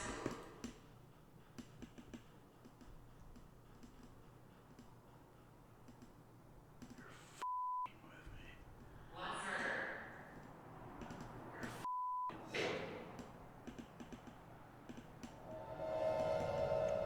They said go, you go, boy. What the f was that? Those are like. Dude. Oh my god. Was that you? It's not just me here. There was a knock in here right before. And you said, was that you? It's not just me here. Dude. Is the possessor here? Oh my god, dude. I get my goosebumps. Yo, this is This is cursed land.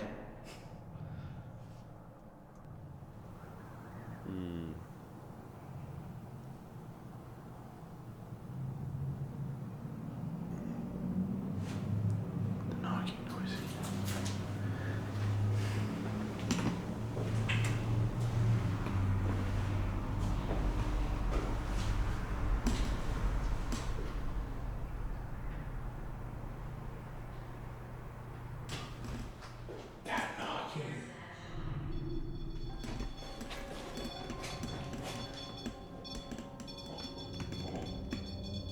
Well then.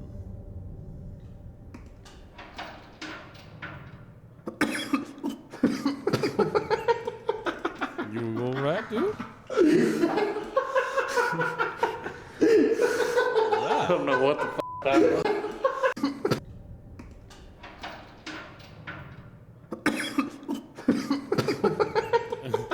Choking on air like me, eh? I don't know what the that was.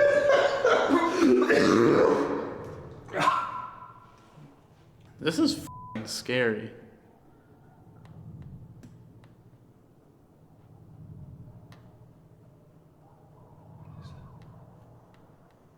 Can we cut it with the background noises? It sounds like someone tapping a pencil on a desk. Yeah, it does. We're using the camera right now, pal.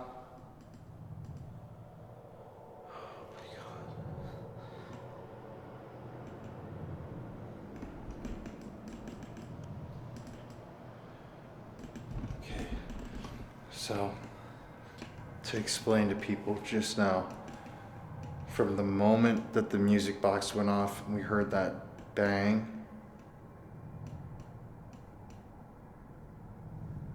it's been like we heard footstep or like shuffling downstairs. The f***ing REM pods have been going off like crazy, and different REM pods too every time. And like dude, this is like spot on. I got a question.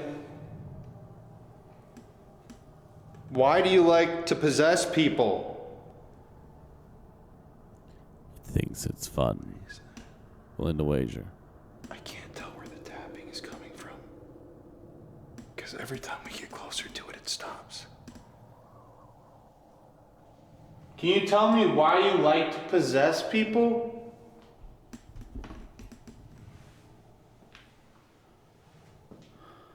What's that tapping noise? It's driving me crazy. I had an injury. I had an injury. Maybe it likes to possess healthy people. Then we're lucky.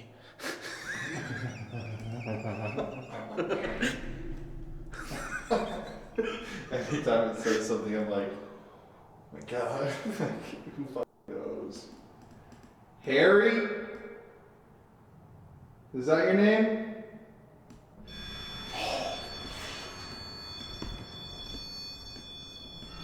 Well then. Go deeper. Oh my god, bro. What the f? So it's Harry that's here.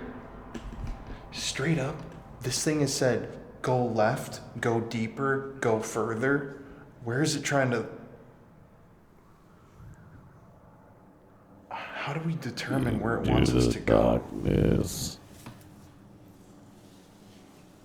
Like, honestly, like what would be a method to use?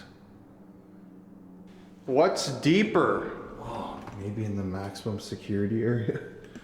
That's creepy. We haven't been in there yet.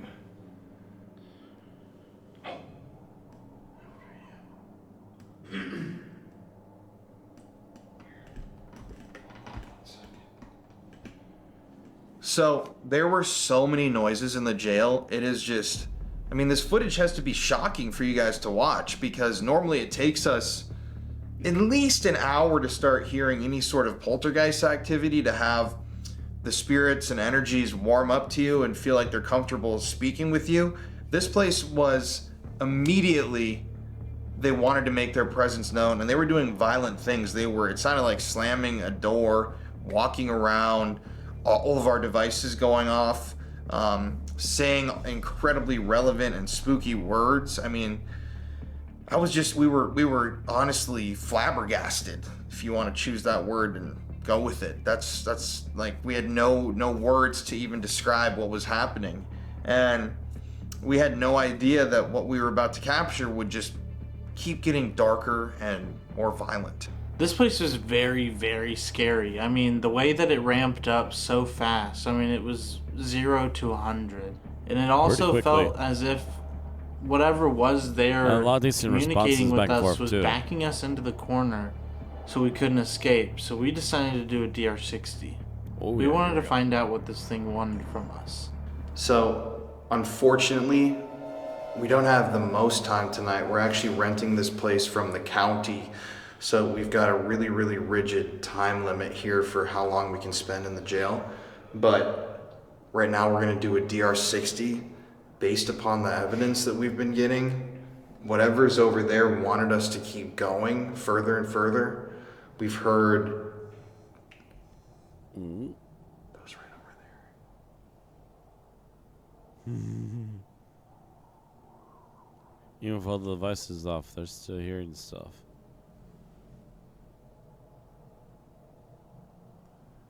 Yo, this place is haunted as shit. I'm not even kidding.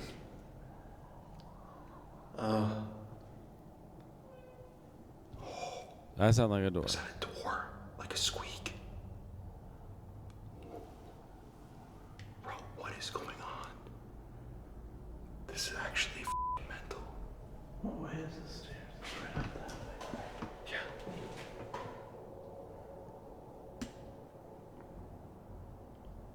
Dude, I keep getting this weird shit where I'm already cold because it's like 42 degrees and I'm a psychopath and I'm wearing a t-shirt.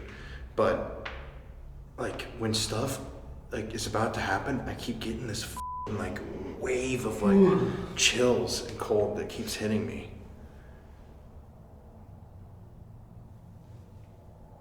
It's like someone like walking right out there in the hallway. It's like Yeah. Ask it to make a noise. Can you do that again?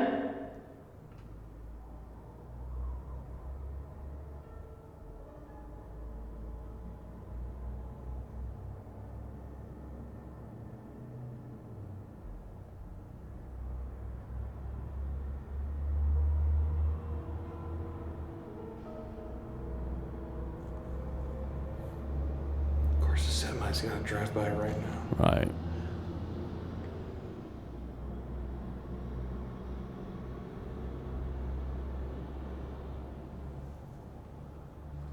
Can you make another loud noise or shut another door for us?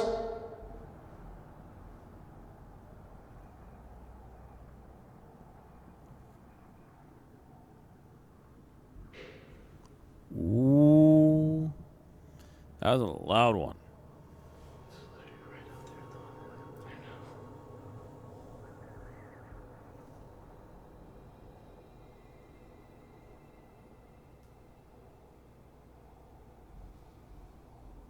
This shit is creepy, bro.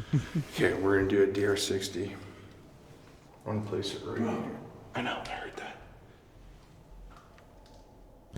Just keeps going, guys. You need to get going.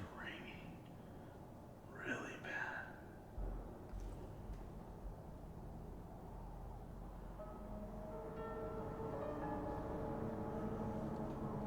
I got you. Ooh, yeah.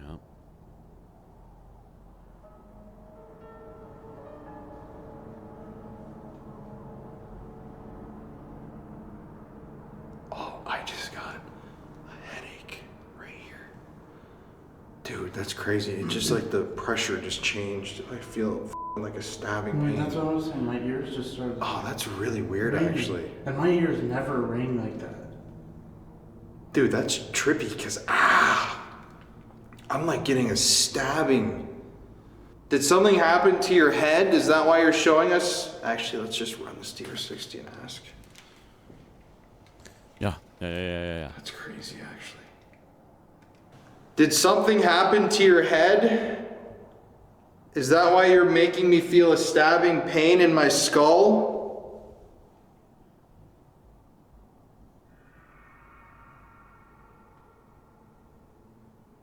I feel like there's somebody messing with us right now. Can you tell me what your name is?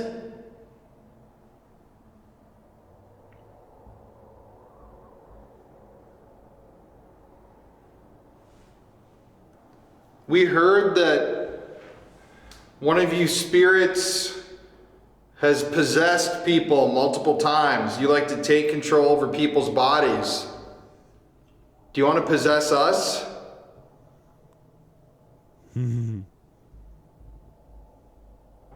Did you die in this prison?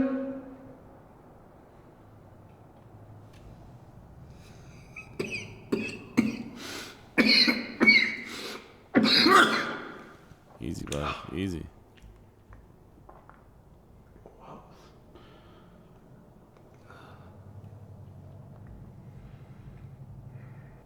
Once again, why are you making my head hurt?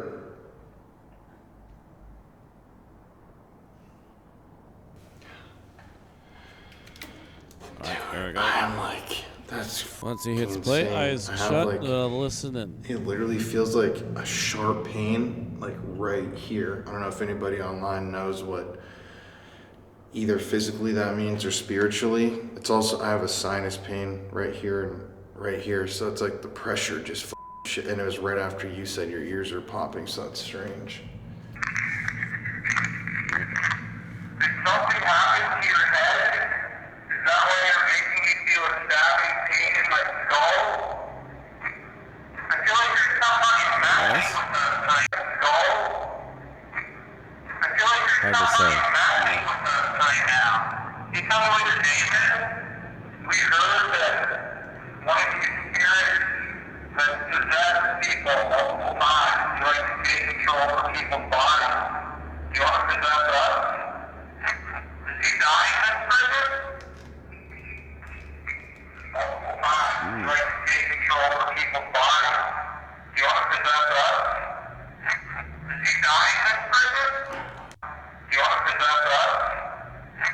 Is he dying in this prison? I couldn't make heads or tails. Do you want to possess us? Is he dying in this prison? I guess you can't read that into that? That seems a bit of a stretch, though.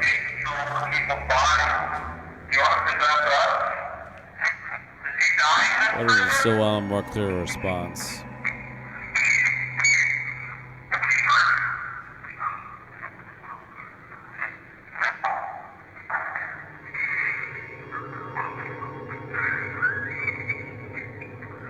Once again, why are you making my head hurt?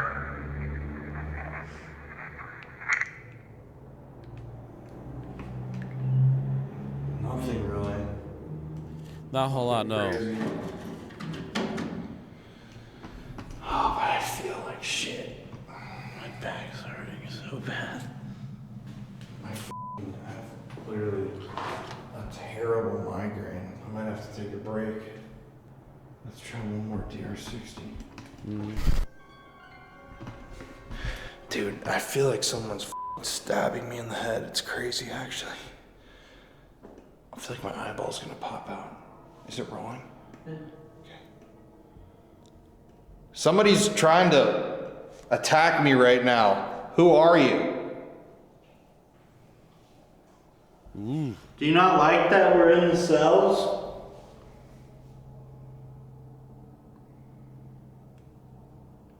You good?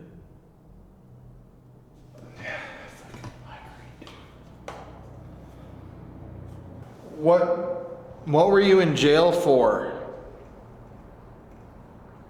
What crime did you commit?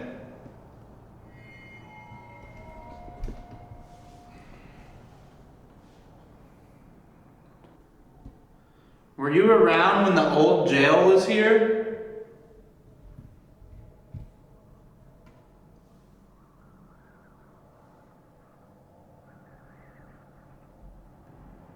Who's the person or what is the thing that keeps walking around outside? Just spooking all the locals.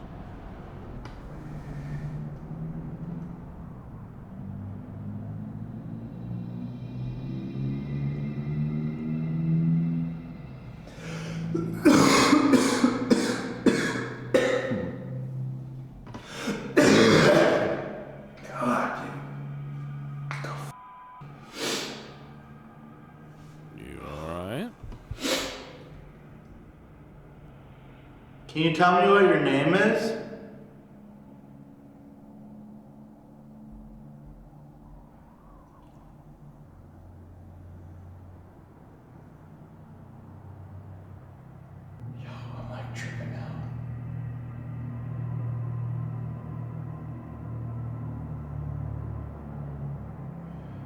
This, I don't know if it's these colors or like my head. I feel like so dizzy, bro. It's crazy, actually. I think we might need to take a break.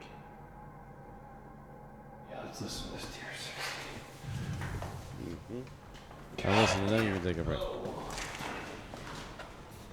Sorry, no. Did that make you feel dizzy or just me? Another 20 minutes. I assume at least an Estes yet. And then their ending comments.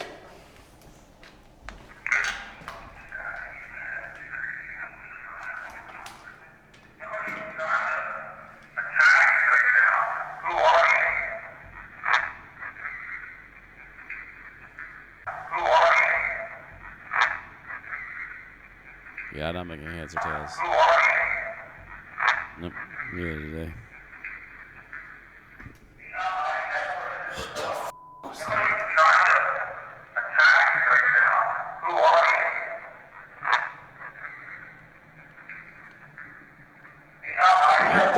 Is that?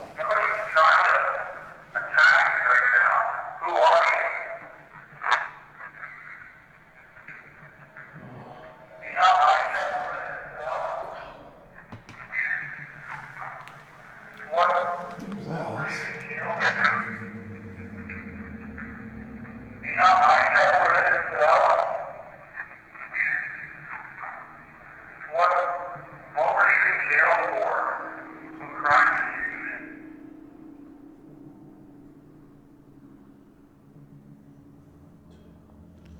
What's that?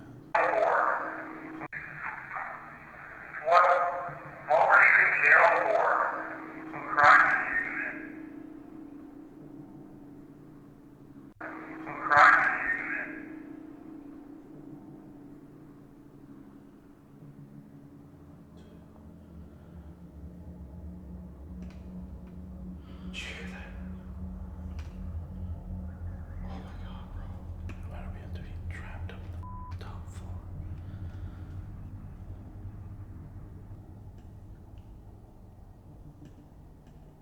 Yo, you know what's fucked up, actually? If this ghost wanted to trap us in here, It's the it perfect would just fucking have to place. shut that door right there. It somehow got us into a place where it could lock us in. Me, dude. Think about that. It guided us here with We what it should was probably saying. get out of here then. That right there sounded like rattling and then like, whoop, whoop. Did you hear that? Yeah. No, rasping and whispery hissing.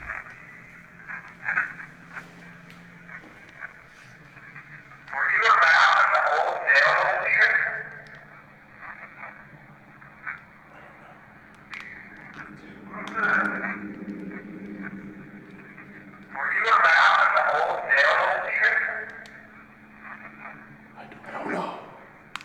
Whoa, that I need to go back. this ghost wanted to trap us in here. It's the perfect.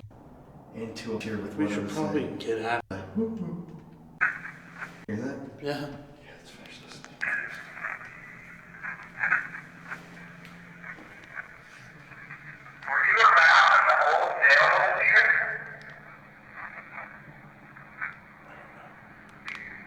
So, I got tainted on that one.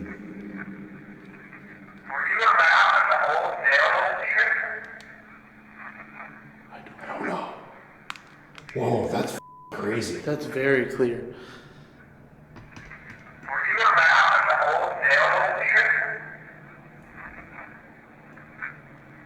I don't know. Weird.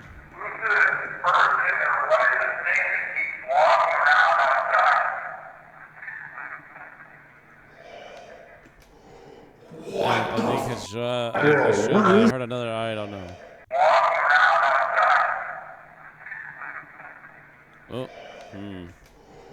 What the bro, what is this?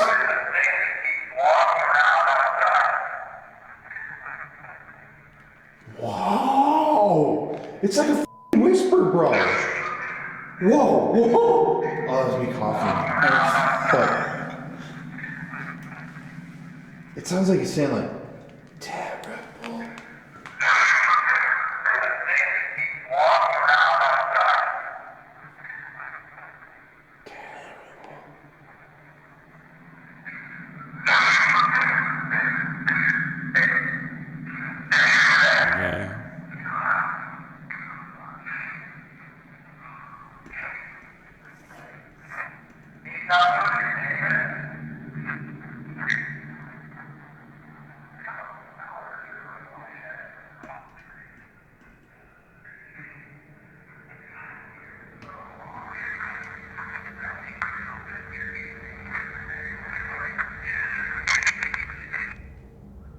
Some weird background sound, but what the fuck? still not much.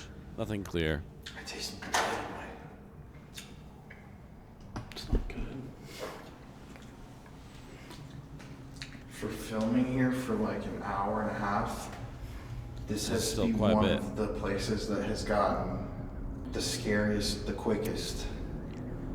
Got a Like, lot of this place noises, does not and around. there's something whisper hissing in the middle of a place that has no wind. Jail is pretty serious. But I mean, like, it's f***ing scary in here, bro. Well, I mean, you also have to think about it. Like they said, they pretty much recently just started letting people investigate this place. I mean, it was just shut down for a long, long time. Yeah. Let's go finish off with an Estes. All right. So finally, Figured as much. we got to the point of the night where we wanted to do the Estes method. Now, The paranormal we didn't files know exactly formula. who or what we were talking to, but it didn't seem good. It seemed like this thing was affecting us. For me personally, looking back at it, I was coughing uncontrollably. I had this stabbing pain in my forehead. It felt like someone was stabbing me with a knife. Connor had his ears pop at the same time. I mean, it was just something in there was physically affecting us, which looking back at it is crazy. I don't even think we connected that in our minds at the time, but this is the possession jail where things like to take control of people's bodies. So for us to be exhibiting these bizarre physical symptoms while we were in there, it's pretty frightening to look back on and consider. But as always, we like to do the Estes method because that's, in our opinion, one of the clearest ways we can communicate with whatever's in these locations. And I went under and I was feeling absolutely just the craziest stuff in my body. And what Connor experienced outside of the headphones, in my opinion, was even scarier. Just check this out. Hey everybody, it's Colin here. Thank you, Folsky viewer of Smash Hope That you 10 seconds. enjoyed the 5 giveaway, comment. folks. Thank you for listening to my little spiel. I love you guys so much, and stay spooky. Moving on. Okay guys, so for the Estes method, we are sitting back close to where we started in the padded cell room, or what they think was the padded cell room where the mentally ill The and or cookie dangerous fly. criminals would have been housed. Like Dan was explaining You're in earlier, Brazil, they think there where may all have the been a nuts murder come in here, where inmates committed some sort of a mob crime and murdered and burned someone in here. So, yeah, this has been a spooky night. It feels like something's trying to get at us. Nothing against Brazil. I That's can't just stop another thing coughing. I've I heard, still have a and migraine. sorry for all your Yeah, troubles. we're gonna use these Gansfield experiment goggles when we do the Estes. The next goggles, time, they we're gonna do use these for an nothing. extended session, but these basically just shoot out a red light, and I'm gonna have my eyes open and be staring into it, but you can't see outside of the red light. So Red light, red light, let's red flip light. these bad boys on.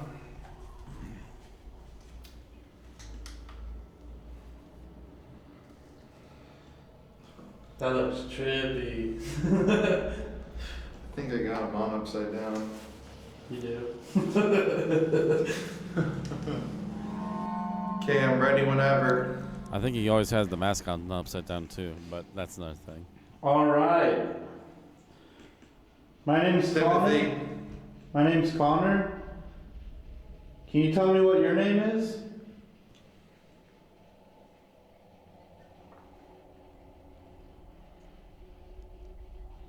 Hey.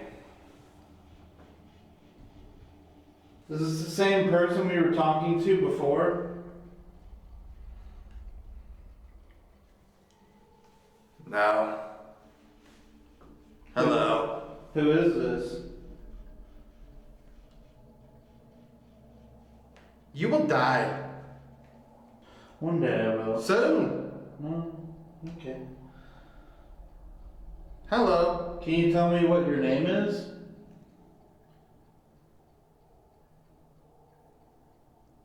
Put it behind you. Put what behind me? Listen to me now. Are you trying to get me to hide something for you? May I please come in? Come on in. Oh, like a child. Fooled you! Ooh. What? The lights. I like. Well, thank you for coming in here.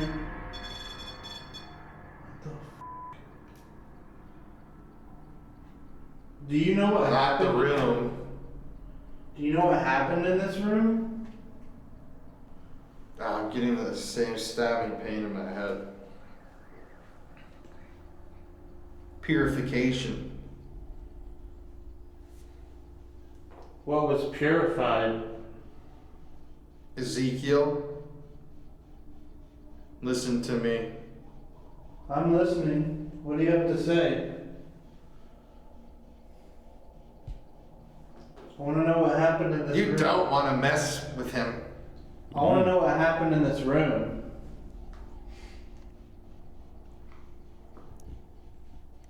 Can you tell me? Cut up. Ooh. Someone was cut up in this room? Oh, I just heard a f***ing scream like a. Ah! Ugh. Ugh, these goggles are f***ing trippy too, man. So someone was murdered in here. The skull is beneath.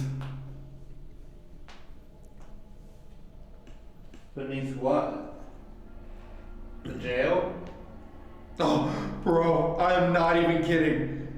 Hello, James. Oh, God, that was creepy. That was so clear. So you know who I am? Oh, I'm getting colder again, bro. I don't know if you're feeling that up there, but I am getting that same cold. It's on me. Oh, dude. So you know who I am? I'm reaching out. Who are you?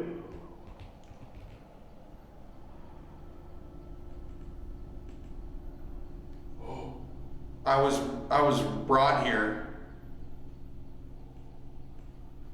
Dude, it is so cold, bro. All of a sudden, to the last minute. Ugh, I'm watching you. There's a loud ass noise from up here. Speak up, boy.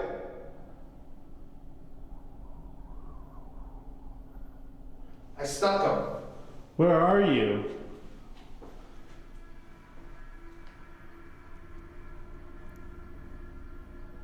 Inside you.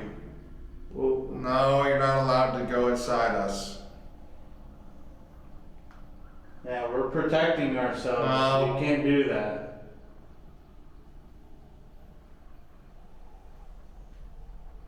I want to know. It won't help you. Yes, it will. May I touch you? No.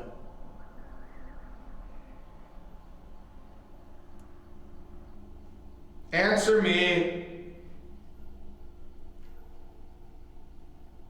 I don't really want you to touch me. We're gonna get going here in a few minutes. If you want to say anything to us, you need to tell us now.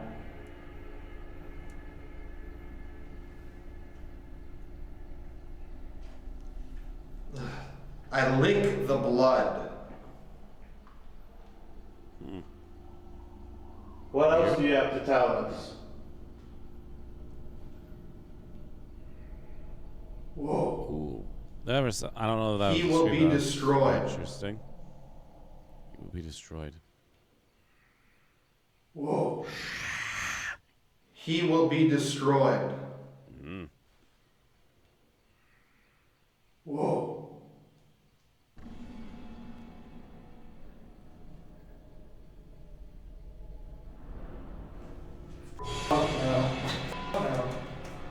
What? Oh, scared the heck out of Loud you. ass bang from downstairs.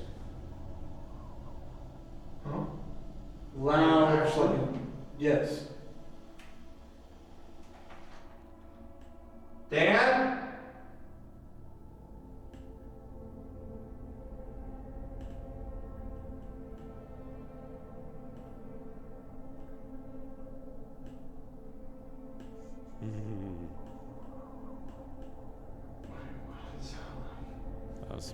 interesting stuff.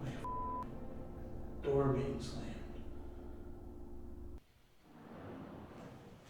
Fuck no. Fuck no.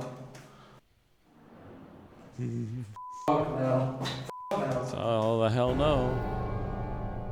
I've been feeling some evil shit. Like that session was dark feeling. The whole time you're underground and hearing shit like.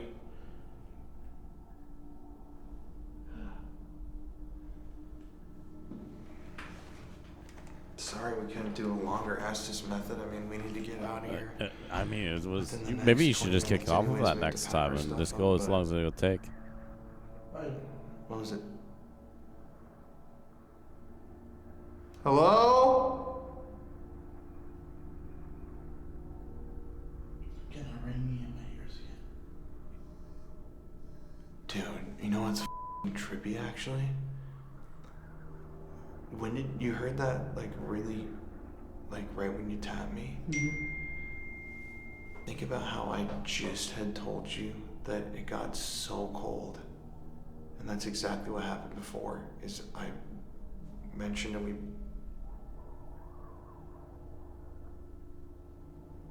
both realized how cold it was, and then the massive thing happened. That's so trippy. I can't wait for you to hear this because it's really loud. That's creepy.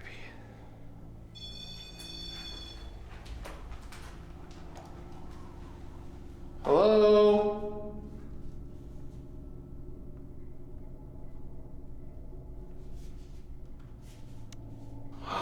Okay guys, we're gonna do a wrap-up thought later, but we gotta pack up and get out of here. Oh. Short night. That was spooky. Let's keep a camera out and film while we walk downstairs though. Mm-hmm. Wise choice.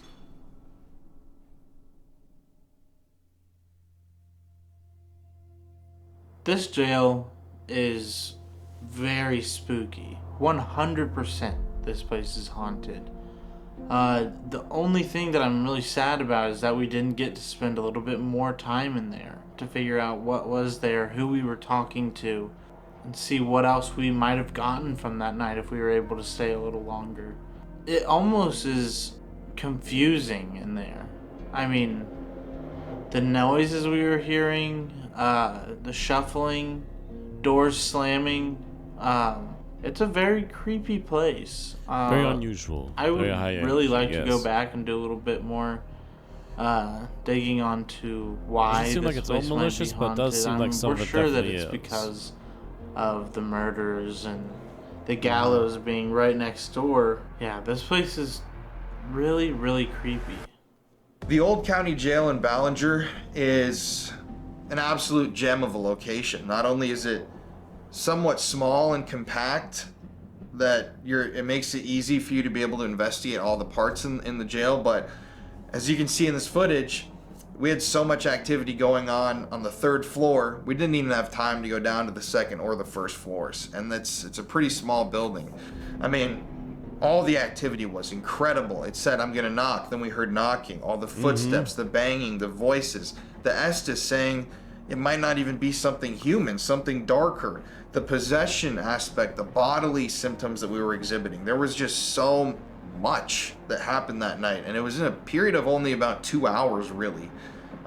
Like I said in the video, you have to rent the building from the county, and they have a really hard cutoff time at 1 in the morning, so we just got, unfortunately, a bit of a late start, and we didn't get to stay in there as long as we wanted to. But if you guys would like to see us make a return, be sure to let us know in the comment section. Heck yeah. Because yeah, this place honestly Interesting. scared me more than I thought it would, and I'd like to go back And because you I can tell think it kept that them on whatever's edge in pretty there good too. definitely has something more to say. And I mean, just looking back at what we captured in such a short amount of time, I can't even fathom what you would get being there for hours and hours on end. But as always, guys, thank you for watching. We have an incredible video coming up next week. These two that we just filmed were just insane. But it's Colin here. We love y'all so much. Thanks for watching, and stay spooky. Next week we visit the Texas Demon Hotel. Is it really though? I guess we'll see.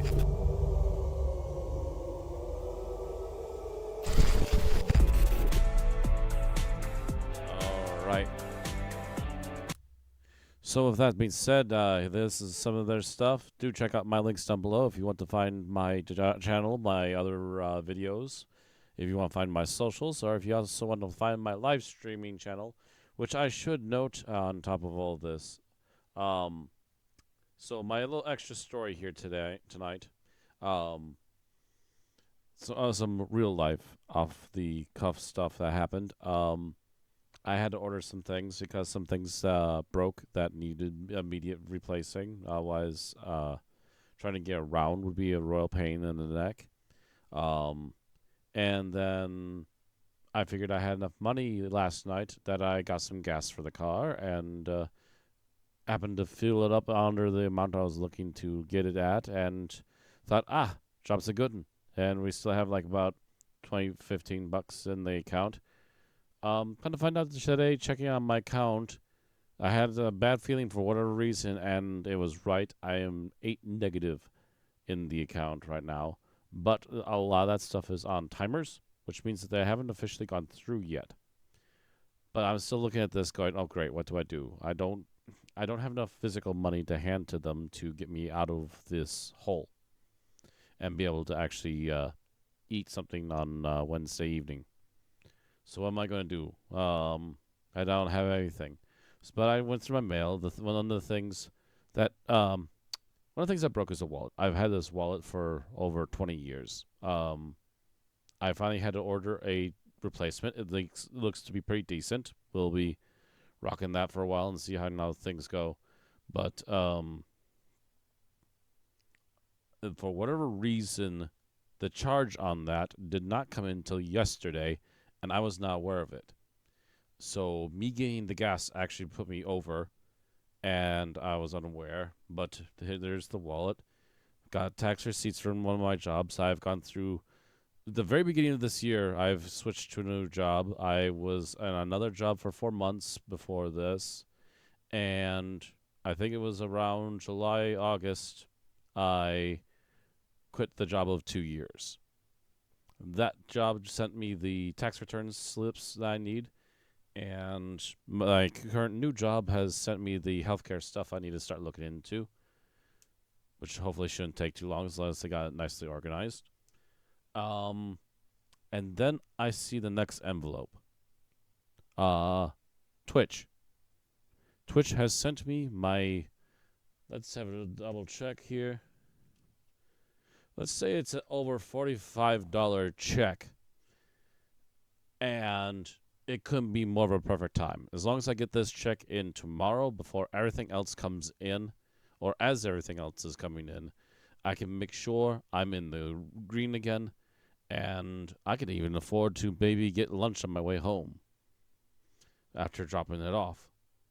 My day is saved because of viewers like you. I was going to be in the red, but it's because of viewers like you who join in on the streams. A couple of my friends are also subscribers. Because of all of you, I am able to stay in the red this week. And this is the last week I'm supposed to be struggling. This next paycheck is literally all mine. This next paycheck, which should be about $400, is going to be literally everything I can put back into my pocket, and it can stay there. Some of it is obviously going to have to go into gas. Some of it is obviously going to have to go into food. But it's mine. It doesn't have to go off to any student loan bills. It gets to stay in the bank account to do what I needed to do. And it's because of you all I get to actually stay upright until that point. I can actually even maybe have an extra take-out meal sometime this week if I really want to, but I'm kind of thinking I want to wait at least until that next big paycheck comes in. So, because of you all, thank you so much. You all, even if it's the small amounts like the $5 or so every month, if you subscribe to the online streaming channel, or if you're on the Patreon, that help donate a little bit, some money here and there that help me get cheap games when they're on sale, stuff like that. You all help me so much. You help the collection. You help me be able to come up with more content. You all help my bank account at the very strangest of times something to keep balance and keep things running. So again, thank you all so much. Thank you all so very, very much. Thank you all of you who will watch these paranormal videos, because maybe you don't donate or anything yet, but you sharing your interest in this topic keeps me interested and keeps me going. Even though I've been sick, I've been struggling to try and get all the content out that I can for you guys. I'll also try to make another one of these tomorrow, hopefully a little bit sooner in the day than I am tonight, so that we can get ourselves another video in a row right away, and I can still do the podcast tomorrow without any issues. But that's going to be it. So thank you again so very much for all the help that you do for me, and I will see you all again next time. Pleasant dreams.